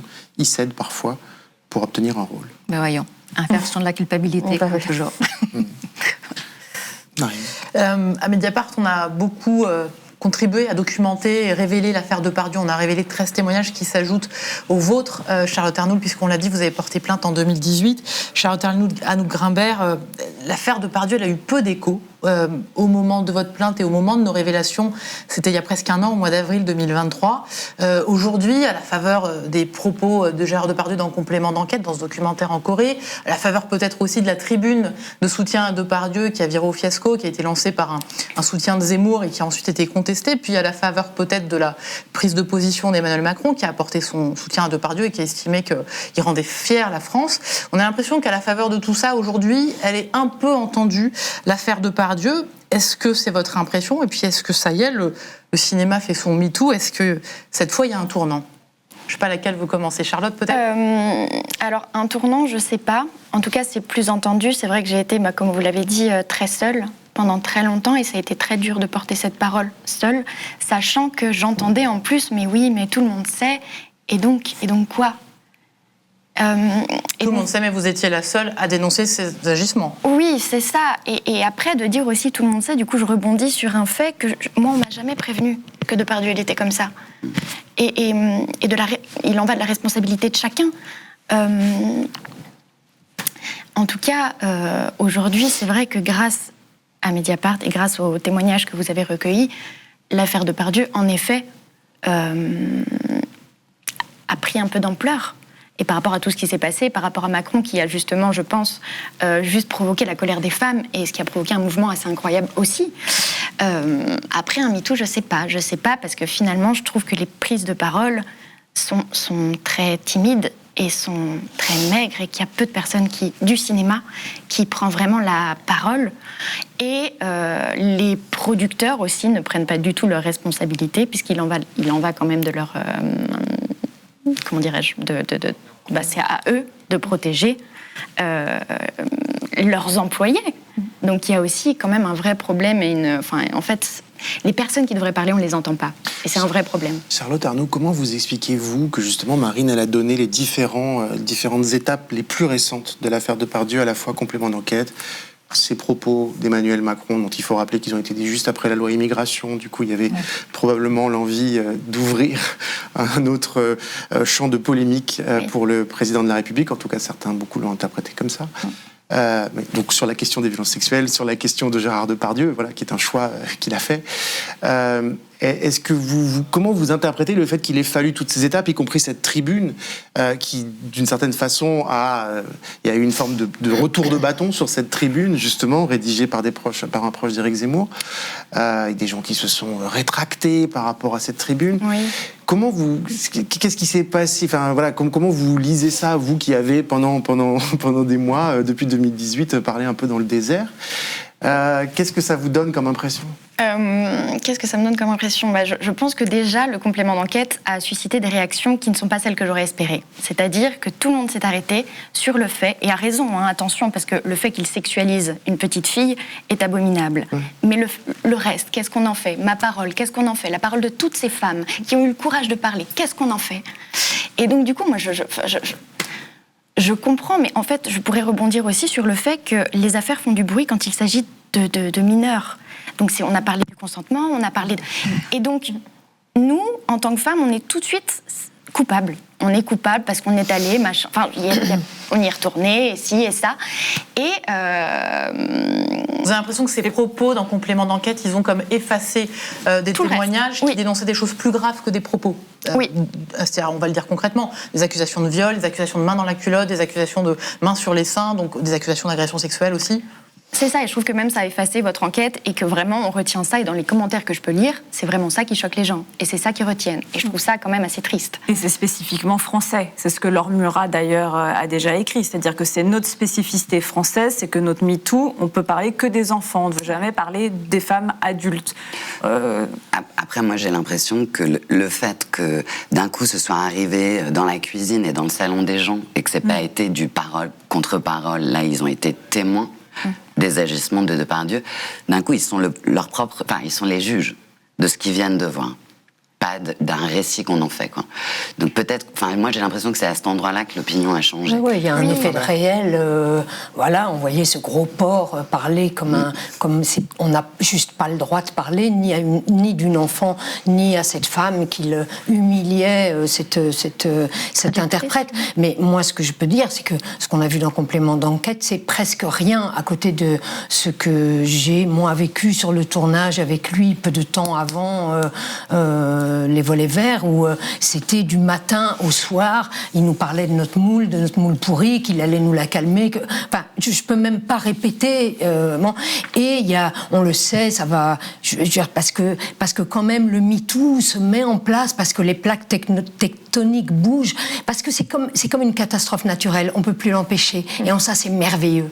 C'est quand une avalanche doit tomber, elle tombe. Et ceux qui résistent à cette révolution qui est en train d'opérer, ils peuvent pas, avec leurs petits bras, avec leurs mensonges honteux, avec leurs calomnies, avec leur dénigrement, avec le déni, ils ne peuvent plus empêcher ça.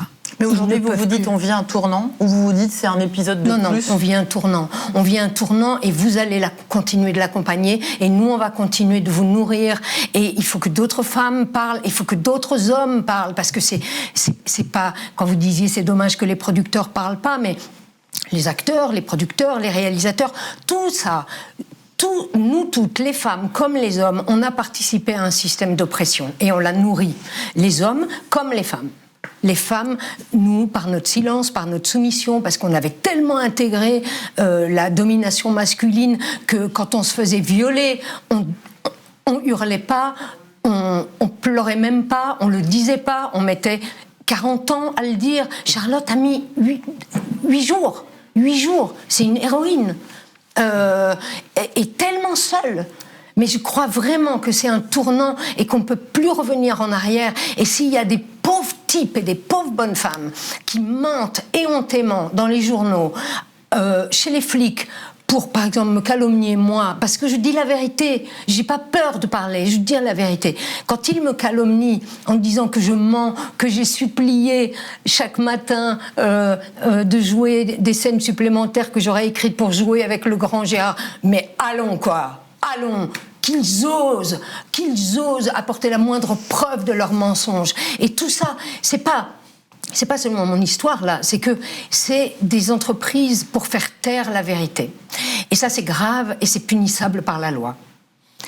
Le viol est punissable par la loi, mais tous ceux qui deviennent plus rares parce qu'ils peuvent plus, qu'est-ce qu'ils peuvent dire quoi les mecs ? Qu'est-ce qu'ils peuvent dire devant la force colossale de la vérité ? Donc ces tentatives de silenciation, elles vont de moins en moins marcher, c'est ce que vous voulez dire ? Non, mais moi je ne suis pas devin, mais je prie les femmes qui ont peur de perdre leur boulot, je prie les femmes d'oser prendre la parole, tellement c'est une joie, tellement ça donne de la force, tellement c'est lié à un élan vital, et un élan vital qui est contagieux, pas seulement entre femmes, mais même entre les hommes et les femmes, qui contribuent à faire qu'une société devienne meilleure, mais qui contribuent aussi à faire que les relations amoureuses deviennent meilleures, parce que les mecs qui réfléchissent, nos mecs qui réfléchissent, ils deviennent moins violents naturellement. C'est beau, quoi. Noémie Coucher, Anouk Grimbert nous parle de la nécessité de parler. Oui. Vous, comment rétrospectivement, qui avez parlé très tôt, vous voyez ça? Vous étiez une actrice qui débutait sa carrière. Ouais.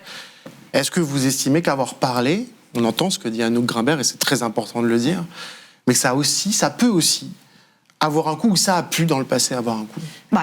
Ça a un coup forcément. Hein. Moi, je l'ai appelé la triple peine.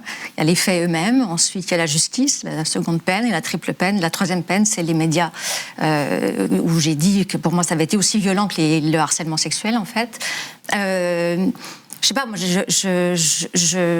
j'étais tellement en colère, j'avais tellement la sensation d'avoir vécu quelque chose d'injuste, et la vie étant tellement drôle, j'ai trouvé très très vite une deuxième actrice qui avait vécu la même chose, alors que on ne savait pas, il avait tout un système de femmes à droite à gauche, que c'était impossible de pas parler, c'est juste ça, c'était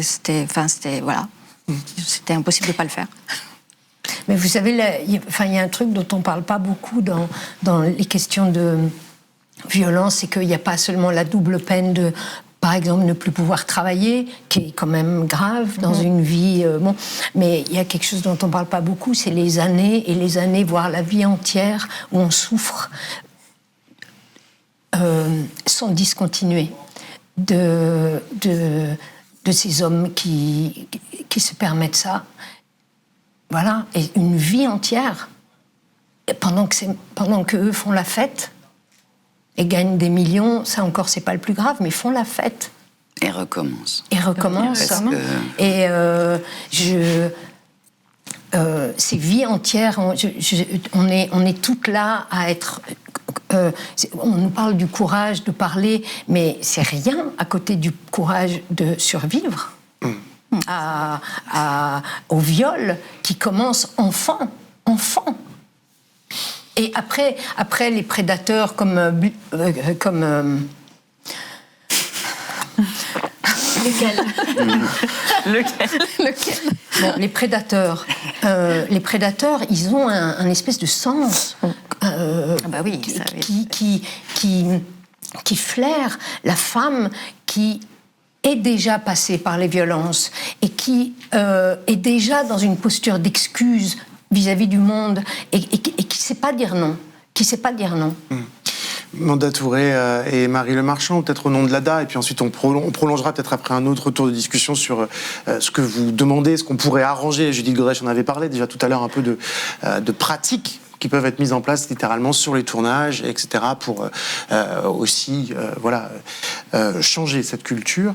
Ce premier tour de table, puis ce qu'a dit Judith Godrèche, vous, comment vous voyez les choses par rapport à la question de Marine? Est-ce que vous vous dites, oui, là, peut-être plus tard que ce qui s'est passé aux États-Unis, où avec 2017, le MeToo démarre à ce moment-là, le mouvement MeToo démarre à ce moment-là, que peut-être là, enfin, des questions structurelles liées au cinéma sont en train d'apparaître. Est-ce que vous avez le sentiment que c'est le cas? On ne parle pas spécifiquement de décembre-janvier, on parle de quelque chose qui commence à émerger d'un peu plus peut-être structurel que la discussion qu'on avait ces dernières années. Vas-y, je t'en prie. Alors, indéniablement, je pense qu'il y a une vraie volonté d'interroger dans l'ensemble de la profession. Maintenant, pas à tous les niveaux. C'est-à-dire C'est-à-dire, par exemple, que nous, on essaye, au niveau de l'ADA, de travailler avec d'autres professionnels, comme des producteurs-productrices, des directeurs-directrices de casting, avec... tous les métiers agents, avec les métiers, en fait, à toutes les étapes de la production d'un film, pour que au moins ces questions-là émergent, qu'elles émergent. Mais la responsabilité pour le moment, j'ai le sentiment, tu me diras, mais c'est-à-dire que pour le moment, c'est encore à nous de nous organiser. Et c'est une charge. C'est une charge de ce que tu disais, de se prévenir, de se parler entre nous. Ça, c'est un fondement. Enfin, Judith en a parlé tout à l'heure.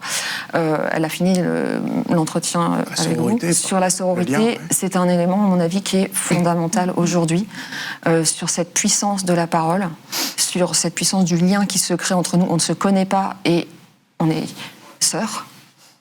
Et d'emblée, ça crée quelque chose d'extrêmement puissant. Et ça, je crois qu'on ne reviendra effectivement pas en arrière là-dessus.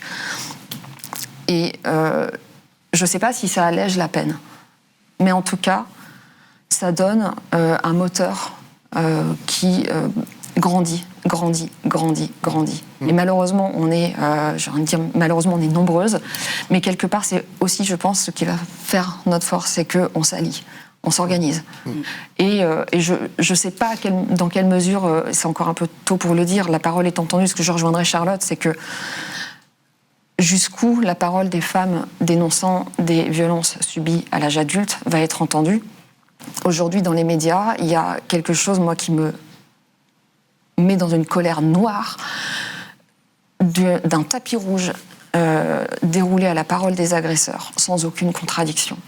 Un tapis rouge à la culture du viol qui s'exprime, mais parfois avec des éclats de rire. Quand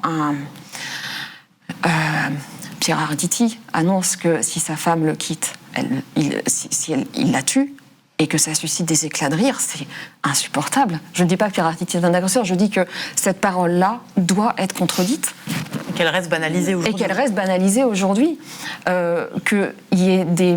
En l'occurrence, c'est la responsabilité là, de ceux qui tiennent l'antenne, exactement, ceux qui animent, exactement. ceux qui produisent. Mais aussi, lorsque des personnalités mises en cause, qu'elles aient été jugées ou pas, disqualifient la parole des femmes qui ont porté plainte contre lui, ou contre eux, en l'occurrence, alors sans aucune crainte, à un moment, de dire « mais c'est aussi de la diffamation », ou c'est possiblement de la... Nous, on est silenciés par cette peur de la diffamation, en l'occurrence pas uniquement, mais aussi par celle-là, qui n'est visiblement pas réciproque. D'hommes souvent de pouvoir, dont on parlait avec Judith Godrèche, on parlait de pouvoir au début du plateau. Ouais. Manda Touré, un mot là-dessus je pense que c'est aussi pour ça que l'ADA est née, parce qu'au-delà de la nécessité de parler, de s'exprimer, il y a aussi la nécessité de croire les gens qui s'expriment, de ne pas remettre en question forcément leur témoignage, ce qui est fait systématiquement dans les médias. Et on avait besoin, à un moment donné, de se réunir entre actrices pour se rendre compte que, on vit toutes les mêmes choses, plus ou moins fortement, et qu'on a quand même besoin d'être à l'écoute et se soutenir. C'est récent, l'ADA ?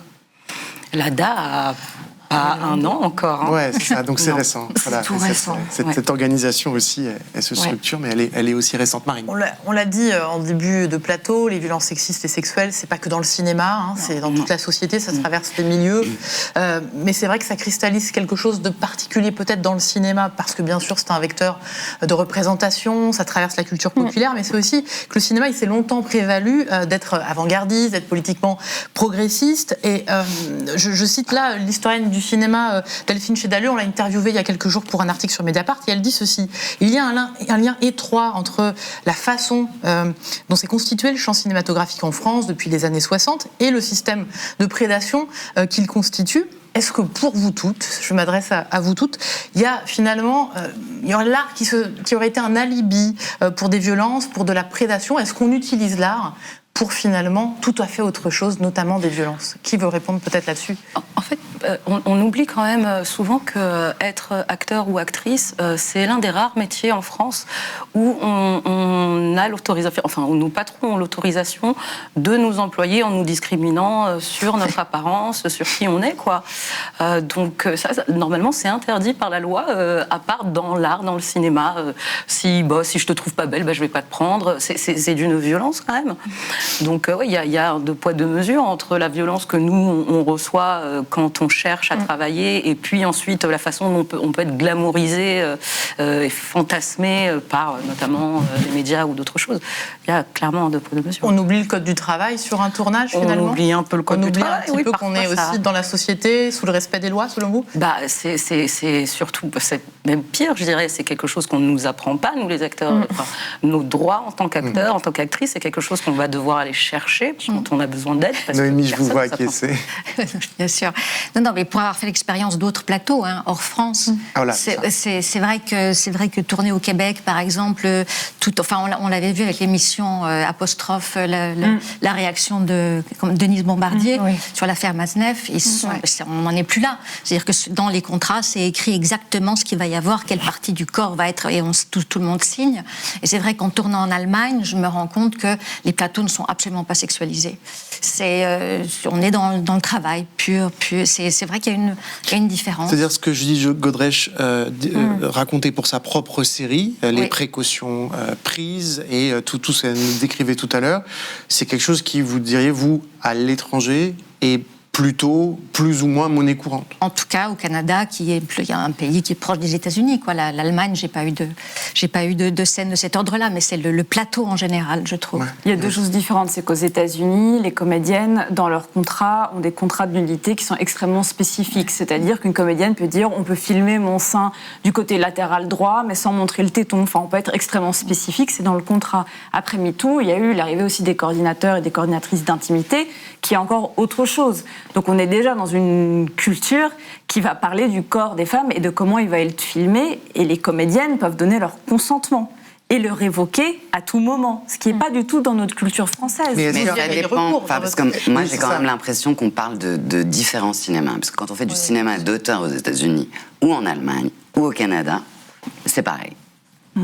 C'est-à-dire c'est des tout petits films. À partir du moment où il y a un petit budget, il n'y a pas tous ces contrats et tous ces aléas. Il y a certaines fois même pas d'agent, il n'y a pas... Voilà, parce qu'on a envie de participer à une œuvre, donc on nous demande de consentir. Et puis il y a cette spécificité du cinéma d'auteur dans lequel le réalisateur est tout puissant, c'est le maître absolu du plateau, et on nous demande même d'être dans une démarche presque sacrificielle pour le plan. Donc, mais certaines fois on consent, et il y a des tournages extraordinaires comme ça. Mais ça banalise cette espèce de domination absolue. Et je pense qu'il y a plein de gens qui pètent les plombs et qui font des récits, comme le disait Judith tout à l'heure, qui banalisent le viol, qui apprennent que, en fait, c'est super d'avoir une petite copine de 14 ans. Et ça va créer, du désir chez des jeunes filles, parce que l'histoire n'est pas racontée comme une histoire d'emprise et de viol, elle est racontée comme une histoire de désir. Mais parce que franchement, j'ai pas l'impression, je sais pas, même en Italie, moi j'ai tourné en Italie, c'est pareil aussi, quoi. De toute façon, il y a la politique des auteurs qui vient de la France. C'est-à-dire que la nouvelle vague a proposé cette politique des auteurs qui a fait que tout d'un coup, le réalisateur est le créateur.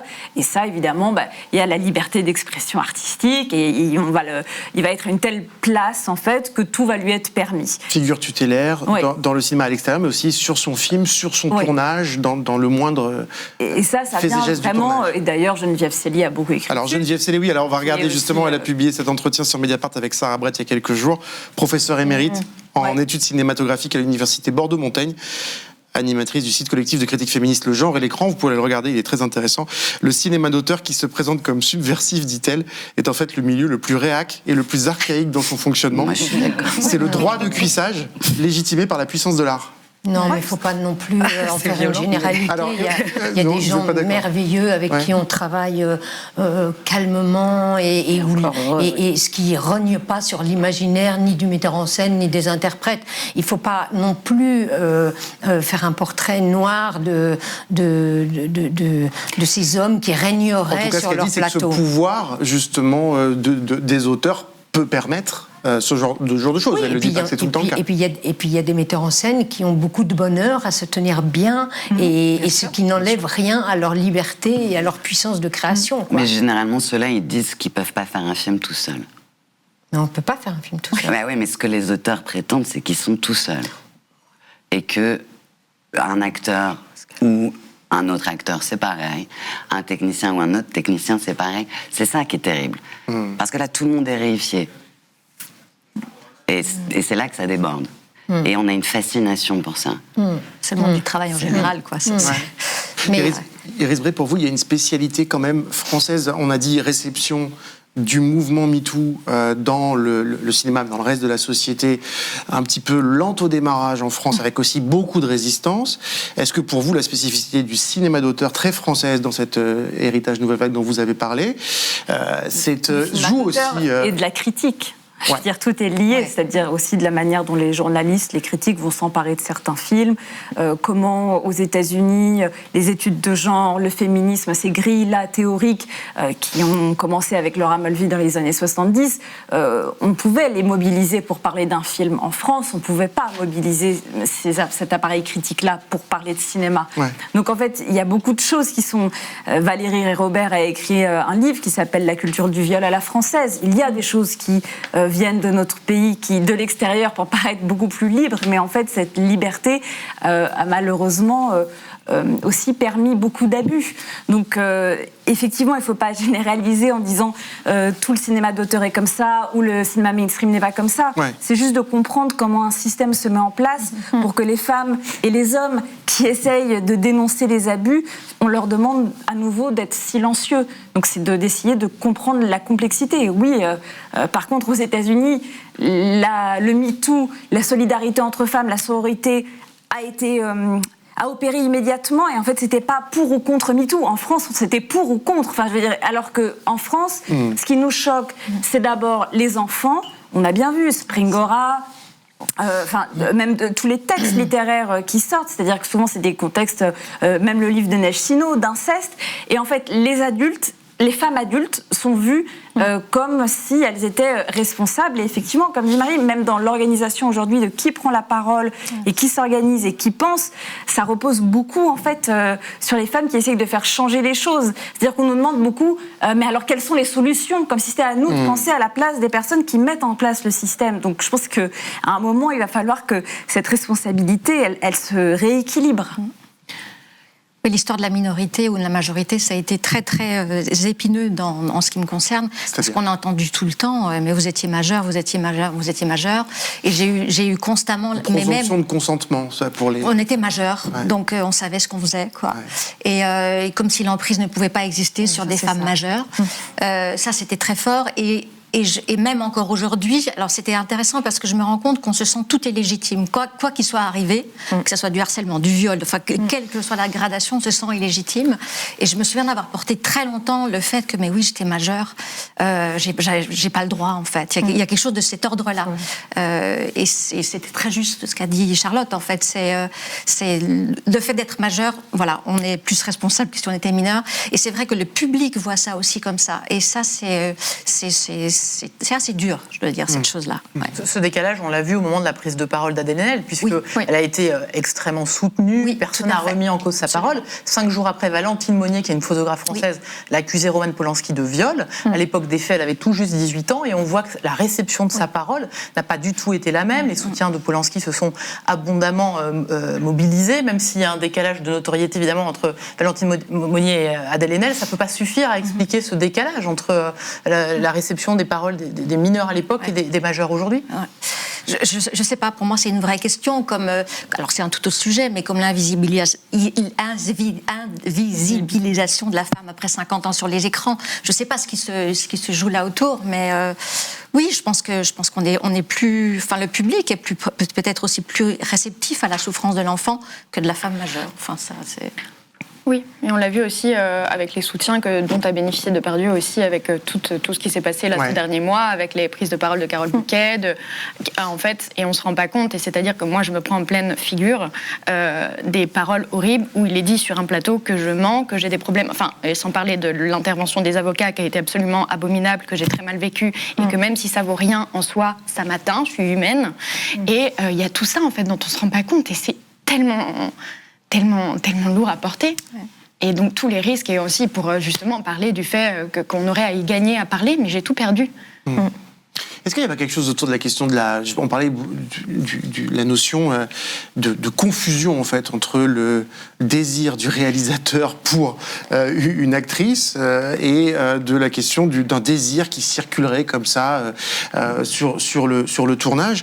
J'y pense parce que Benoît Jacquot dans Le Monde parle pour ce qui se passe, on a donné on a dit tout à l'heure comment il réagissait, tout ce que dit Judith Godrèche, parle d'un néo-puritanisme assez terrifiant, comme si remettre en cause la question de la confusion finalement, ou interroger le consentement des actrices, en l'occurrence très jeunes et mineures, était l'expression d'un néo-puritanisme. Qu'est-ce que ça nous dit peut-être sur... je ne dis pas que c'est représentatif de l'ensemble de la vie des réalisateurs en France ou de l'ensemble du monde du cinéma, bien sûr. Mais qu'est-ce que ça nous dit, je ne sais pas, peut-être à nous Grimbert. C'est comme un vieux monde qui résiste et qui tambourine avec ses petites mains pour dire mais j'ai le droit de décider que tu es à moi.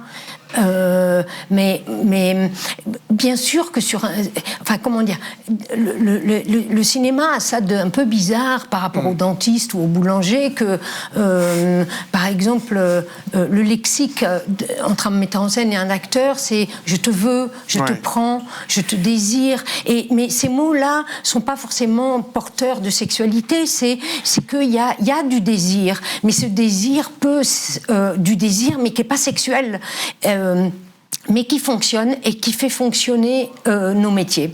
Il y a de l'amour aussi, mais de l'amour qui est pas sexualisé et qui est comme et qui est pas non plus c'est pas non plus quelque chose de paternalisant. Mais on ne peut pas se priver de ça. Et c'est pas parce qu'on est des petites bestioles à aimer, c'est parce que c'est un ingrédient majeur. Et sur ce terreau-là que poussent et que prospèrent les abus et que un désir de travailler ensemble, de partager des bouts de vie deviennent je te prends le cul, quoi. Ouais, mais le cinéma, c'est pas que des metteurs en scène avec des actrices. En fait, c'est surtout même des acteurs. Hein, c'est eux qui occupent vraiment le devant de la scène, c'est eux qui sont mieux payés. Et eux ne vivent pas du tout cette pression-là. Eux, ils font un métier. Le problème, c'est que l'actrice, on considère qu'elle fait pas un métier. Qu'elle est là parce qu'elle est pas trop moche ou parce qu'elle est peut-être... Vous sentez ça dans les on nous dit ça tout le temps quand on commence à travailler. Enfin, donc moi, je suis vieille aussi, mais on nous regardait. Moi, je me souviens, je suis passée au conservatoire, mais j'avais déjà tourné... Enfin, j'ai fait le conservatoire, pardon. J'avais déjà tourné un peu et j'étais mal regardée. Parce que ça voulait dire que j'avais sûrement couché. Ouais, avec Chabrol ou Chantal Akerman. Bon. Mais non, mais ça va, c'est de cet ordre-là. Alors que, non, c'est un métier. Non, mais c'est ça aussi que les gens devraient entendre. C'est un métier, on fait des études. Il y a des gens qui font leurs études chez eux, qui passent pas par des écoles, mais qui travaillent. C'est pas... Ça, encore une fois, c'est une idée qu'on crée quelqu'un. Judith Godrèche, depuis ses 8 ans, elle était devant les objectifs. C'est pas Benoît Jacot qui l'a créée. Elle existait déjà dans le regard, voilà, de gens qui la photographiaient en fond. Enfin, c'est... mais voilà, les acteurs, et c'est pour ça que c'est terrible que eux ne prennent pas la parole et ne nous soutiennent pas. Parce que pour l'instant, je les trouve assez silencieux. Oui, très peu de prise de parole. C'est incroyable, alors que eux, quand ils débarquent sur un plateau, mais on leur demande pas de tailler une pipe au metteur en scène. Non, mais c'est vrai. Je trouve ça... parce que c'est hétérocentré à mort. Donc une femme, forcément, elle doit être la propriété de celui qui la regarde, quoi. Mais alors qu'avec l'homme, il y aurait une complicité, même une complicité artistique. Bon. Alors nous, Grimbert est pas très d'accord, et vous êtes d'accord sur au moins ce manque de solidarité des acteurs. C'est des actrices. Ouais, allez-y. Non, je trouve qu'effectivement, par rapport à ce qu'on a pu voir, les actrices suédoises, les actrices américaines, c'est vrai que les acteurs, on est un peu tout seuls, quoi. Mais pas que dans ce domaine-là. C'est vrai qu'on pourrait se regrouper un tout petit peu plus, se soutenir. C'est comme si ça n'existait pas, en fait. Enfin, c'est comme si ça ne concernait pas toutes les grandes actrices et acteurs qu'on voit sur les affiches. Comme si... je sais pas, 2 mondes différents, alors que c'est le même. Hein. Donc c'est assez étonnant. Non, mais c'est pas non plus très étonnant, puisque comment dire, la matrice de tous ces débordements, ces déviances, ces dérives, c'est la question du pouvoir, et c'est bien normal, même si c'est un peu triste, mais c'est bien normal que les hommes qui occupent les places de pouvoir ne réfléchissent moins vite à la légitimité du pouvoir qu'ils occupent. Ils n'en ont pas la nécessité, tout simplement. Tout revient à une question de pouvoir. Mais ce qui est étrange et qui ne cesse pas de m'étonner, c'est que dénoncer un viol, une agression, est considéré par le monde du cinéma comme plus grave que l'agression. T'as pas compris ? Non, mais je voudrais donnez-moi des exemples. C'est-à-dire, quand vous avez parlé de ce que vous avez constaté sur Gérard Depardieu pendant des années sur les tournages, on vous reproche, y compris vous, avec un témoignage de ce que vous avez vu, parce que vous avez vécu personnellement, en tout cas par rapport à Gérard Depardieu, on vous reproche de dire ça, on vous reproche de raconter... Je ne vais pas parler de moi, je vais parler de Charlotte, par exemple. Bien sûr. Parler de l'agression que Charlotte a vécue, dire les mots, c'est plus grave que l'agression. C'est-à-dire, on vous ferme la porte, c'est-à-dire, Charlotte, après, c'est compliqué de travailler. Charlotte, elle n'existait pas. Quand une femme se fait violer, elle n'existe pas. Quand ensuite le viol est mis à jour et qu'il y a le déni c'est une autre façon de violer, parce que c'est une autre façon de nier absolument l'existence même de cette personne. Et après, moi, les calomnies dont je suis l'objet, oui, c'est une façon de me faire taire, de m'intimider et peut-être de me mettre à l'écart de ce métier, je n'en sais rien. Mais ce qui est le plus grave dans la tête des hommes, mais aussi des femmes qui entendent les témoignages, c'est qu'on témoigne, c'est pas l'acte. C'est hallucinant, quoi. Charlotte Arnaud. Oui, non, enfin, je suis totalement d'accord avec ça. Et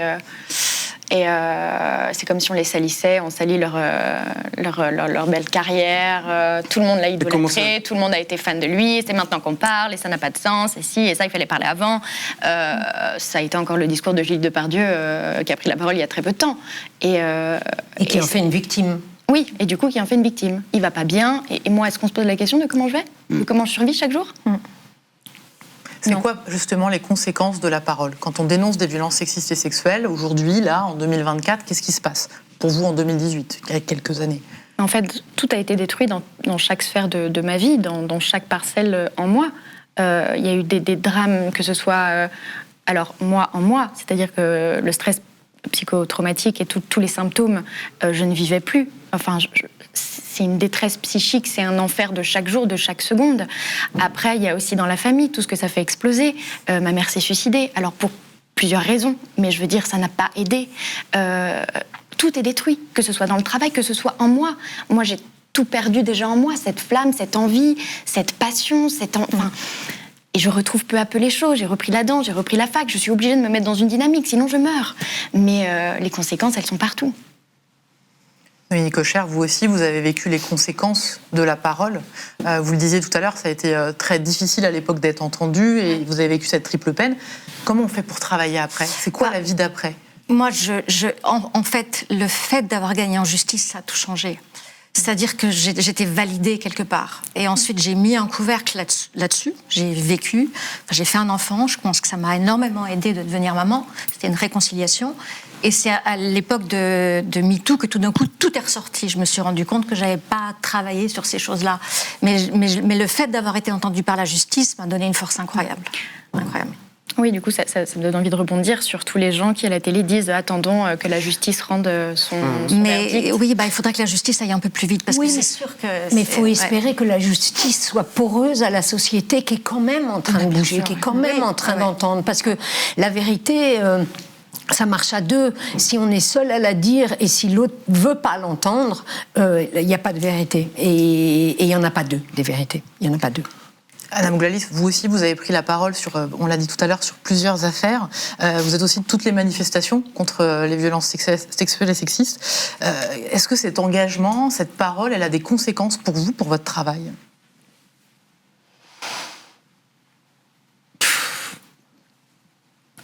Avant même de m'engager, dans la rue, je l'ai toujours fait, mais de pouvoir prendre la parole, parce que je savais que ce dont j'avais été témoin pouvait venir appuyer les déclarations d'une victime. Moi, dans mon expérience, ma carrière, on vit des agressions en permanence. C'est une vigilance permanente.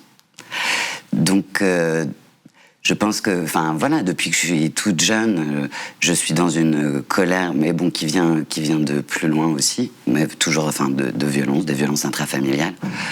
Donc, j'avais sans doute une acuité à reconnaître des personnes, et donc j'exprimais ma colère. Et à ce moment-là, généralement, on n'a pas le rôle, on va dire, ce qui est plutôt pas mal. Mais donc, les conséquences sur ma carrière, dans ce cas-là, c'est depuis le début. Alors oui, il y a des journalistes qui disent « Tu n'as pas fait ton grand rôle, ton... » Bah non, en fait. Et je le ferai pas, je pense. Je me tourne vers vos camarades de l'ADA, parce que vous militez justement dans cette même association.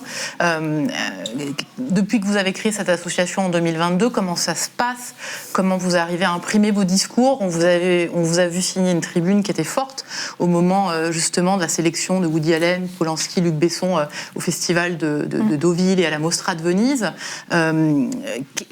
Qu'est-ce que vous espérez avec l'ADA et qu'est-ce que vous voulez porter aujourd'hui? Beaucoup de choses. Je crois que ce qu'on espère surtout, c'est que les générations d'acteurs et d'actrices qui arriveront après nous, dans 10 ans ou 20 ans, ne vivront pas ce qu'on peut vivre là maintenant, ce qu'on a pu vivre par le passé, et que même des actrices de 20 ans, 30 ans de plus que nous ont vécu. Qu'il y ait des choses qui ont toujours été normalisées, qui ne devraient pas l'être, que les prochaines générations d'acteurs connaissent leurs droits, sachent qu'ils ont droit au respect de l'intégrité de leur corps et de leur âme, vraiment, complètement, d'abord. Vous êtes combien de membres à l'ADA et est-ce que vous avez été rejoints depuis cette tribune? Comment oui, ça se met en bien place? sûr. On est pratiquement 50, je crois, maintenant. Et effectivement, alors les tribunes, oui, parce que ça donne une visibilité, mais c'est aussi le fait... je pense qu'on est identifié aussi maintenant comme un lieu safe, où en fait la parole peut circuler, et elle manque cruellement, elle a cruellement manqué pendant des années, elle manque encore. Je pense qu'il y a encore beaucoup d'actrices et d'acteurs aussi probablement qui se sentent seuls. Et le fait qu'on s'organise aussi, c'est-à-dire que tu parlais d'un environnement de travail, de plus en plus nous on cherche à ramener ou à amener le code du travail en fait dans un métier. Anna l'a rappelé tout à l'heure. On a fait un code de conduite. Mais tout simplement, le code du travail. Ouais. On est des employés dans une société de production lorsqu'on est sur un tournage, et un employeur a des obligations envers ses salariés. Donc, nous, on se syndique. On appelle aussi nos collègues et amis, acteurs et actrices, à le faire. Parce que le fait de ne pas connaître ses droits et de ne pas se savoir, de ne pas être accompagné, fait aussi un champ de vulnérabilité extrêmement large, que ce soit sur les VSS, mais aussi sur les agressions racistes, sur les agressions homophobes, sur la grossophobie, enfin la transphobie. C'est des choses qui sont monnaie courante sur les plateaux, dont on n'a pas idée. Parce c'est vrai qu'on parle beaucoup des VSS, ça occupe beaucoup de place dans les médias, mais il faut aussi entendre ce qui se passe en termes de racisme, d'homophobie, de transphobie, de tout le panel des discriminations qui existent à partir d'un modèle qui a été autodécrété, d'une norme qui est fictive, qui est globalement, je vais employer des mots militants, mais blanche, masculine, hétéro, cis-normée, et voilà. Et en réalité... ce modèle-là concerne assez peu de personnes. C'est surtout que du coup, dans les récits, la plupart des récits ne ressemblent pas au monde dans lequel on vit. Mais non, en fait, c'est ça. Et on y consent. Donc, avec l'ADA, justement, on se propose de faire autre chose, de s'engager, par exemple, sur un tournage, à partir du moment où on décide que l'universel, c'est blanc. De ramener cette question et de ne pas céder. Et puis en partageant des récits, il y a aussi des récits extrêmement joyeux, heureusement, mais en partageant nos expériences, éventuellement sans passer par des plaintes, par le fait de solliciter la justice, parce qu'on sait aussi comment elle fonctionne, très rapidement, on peut rentrer aussi dans de la prévention les unes par rapport aux autres. Donc il y a plein de personnes qui ont des comportements violents, inappropriés. Entre nous, on se le dit. Et après, on verra. Donc on est obligé de passer par cette phase-là, de se prévenir encore entre actrices, par nos réalisatrices. Mais comme le disait Charlotte, personne ne l'avait prévenu. Oui. Moi, on m'avait prévenu. Moi aussi. Moi, on m'avait prévenu. Désolée, je ne t'ai pas ici. Et du coup, vous recevez à l'ADA, j'imagine aussi, par ricochet, des témoignages de violences sexistes et sexuelles. Comment vous faites pour recueillir tout ça? Qu'est-ce que vous en faites aujourd'hui? On sait qu'il y a eu le collectif 50-50 qui aussi a été très actif dans davantage de parité, de diversité, et qui a été aussi à la réception de témoignages. Qu'est-ce que vous en faites de ces témoignages? Qu'est-ce que vous dites aux personnes qui vous écrivent, qui vous contactent? Alors la première chose, je pense que ça a été dit tout à l'heure, c'est « je te crois ». Je te crois. Qui est une parole extrêmement importante, parce que c'est pas souvent celle qui est renvoyée, de s'apporter du soutien, de rediriger aussi, parce que ce sont des choses qui sont méconnues, vers des instances qui sont en mesure de recueillir cette parole-là, comme la cellule d'audience, comme les CCHSCT, dont Ces références seront sur notre site. Oui. Voilà, en dessous de l'émission. Merci beaucoup. La FA aussi, on fait ça et la depuis des FA années. aussi. Mais voilà, parce que mais ne serait-ce que cette parole-là circule déjà, mais effectivement, il y a des organismes qui sont spécialisés dans... Je voudrais peut-être Iris Bray doit partir dans 2 minutes. Donc du coup, en tout cas, le mot de la fin pour Iris Bray, on va repartir après un tout petit tour de parole. Vous avez fait cette série Split et vous avez travaillé justement sur déconstruire le regard, le male gaze, le regard masculin dans le cinéma. Mais en quoi cette discussion, on a beaucoup parlé avec vous de cinéma, y compris avec Judith Godrèche tout à l'heure, en quoi cette discussion, parce que c'est toujours pareil, quand on fait quelque chose sur les cinémas, sur les acteurs, les actrices, les gens disent mais ça ne concerne pas notre vie, la vie réelle, etc. Je mets vie réelle entre guillemets, puisque tout ce dont vous nous parlez, c'est de la vie réelle. Pourquoi il y a un enjeu à justement à déconstruire ce regard masculin dont vous parlez et dont vous parlez de la déconstruction dans le cinéma, dans l'approche qu'on a de la société. Tout à l'heure, vous avez parlé de l'inceste. On voit bien le rapport qu'il y a, évidemment.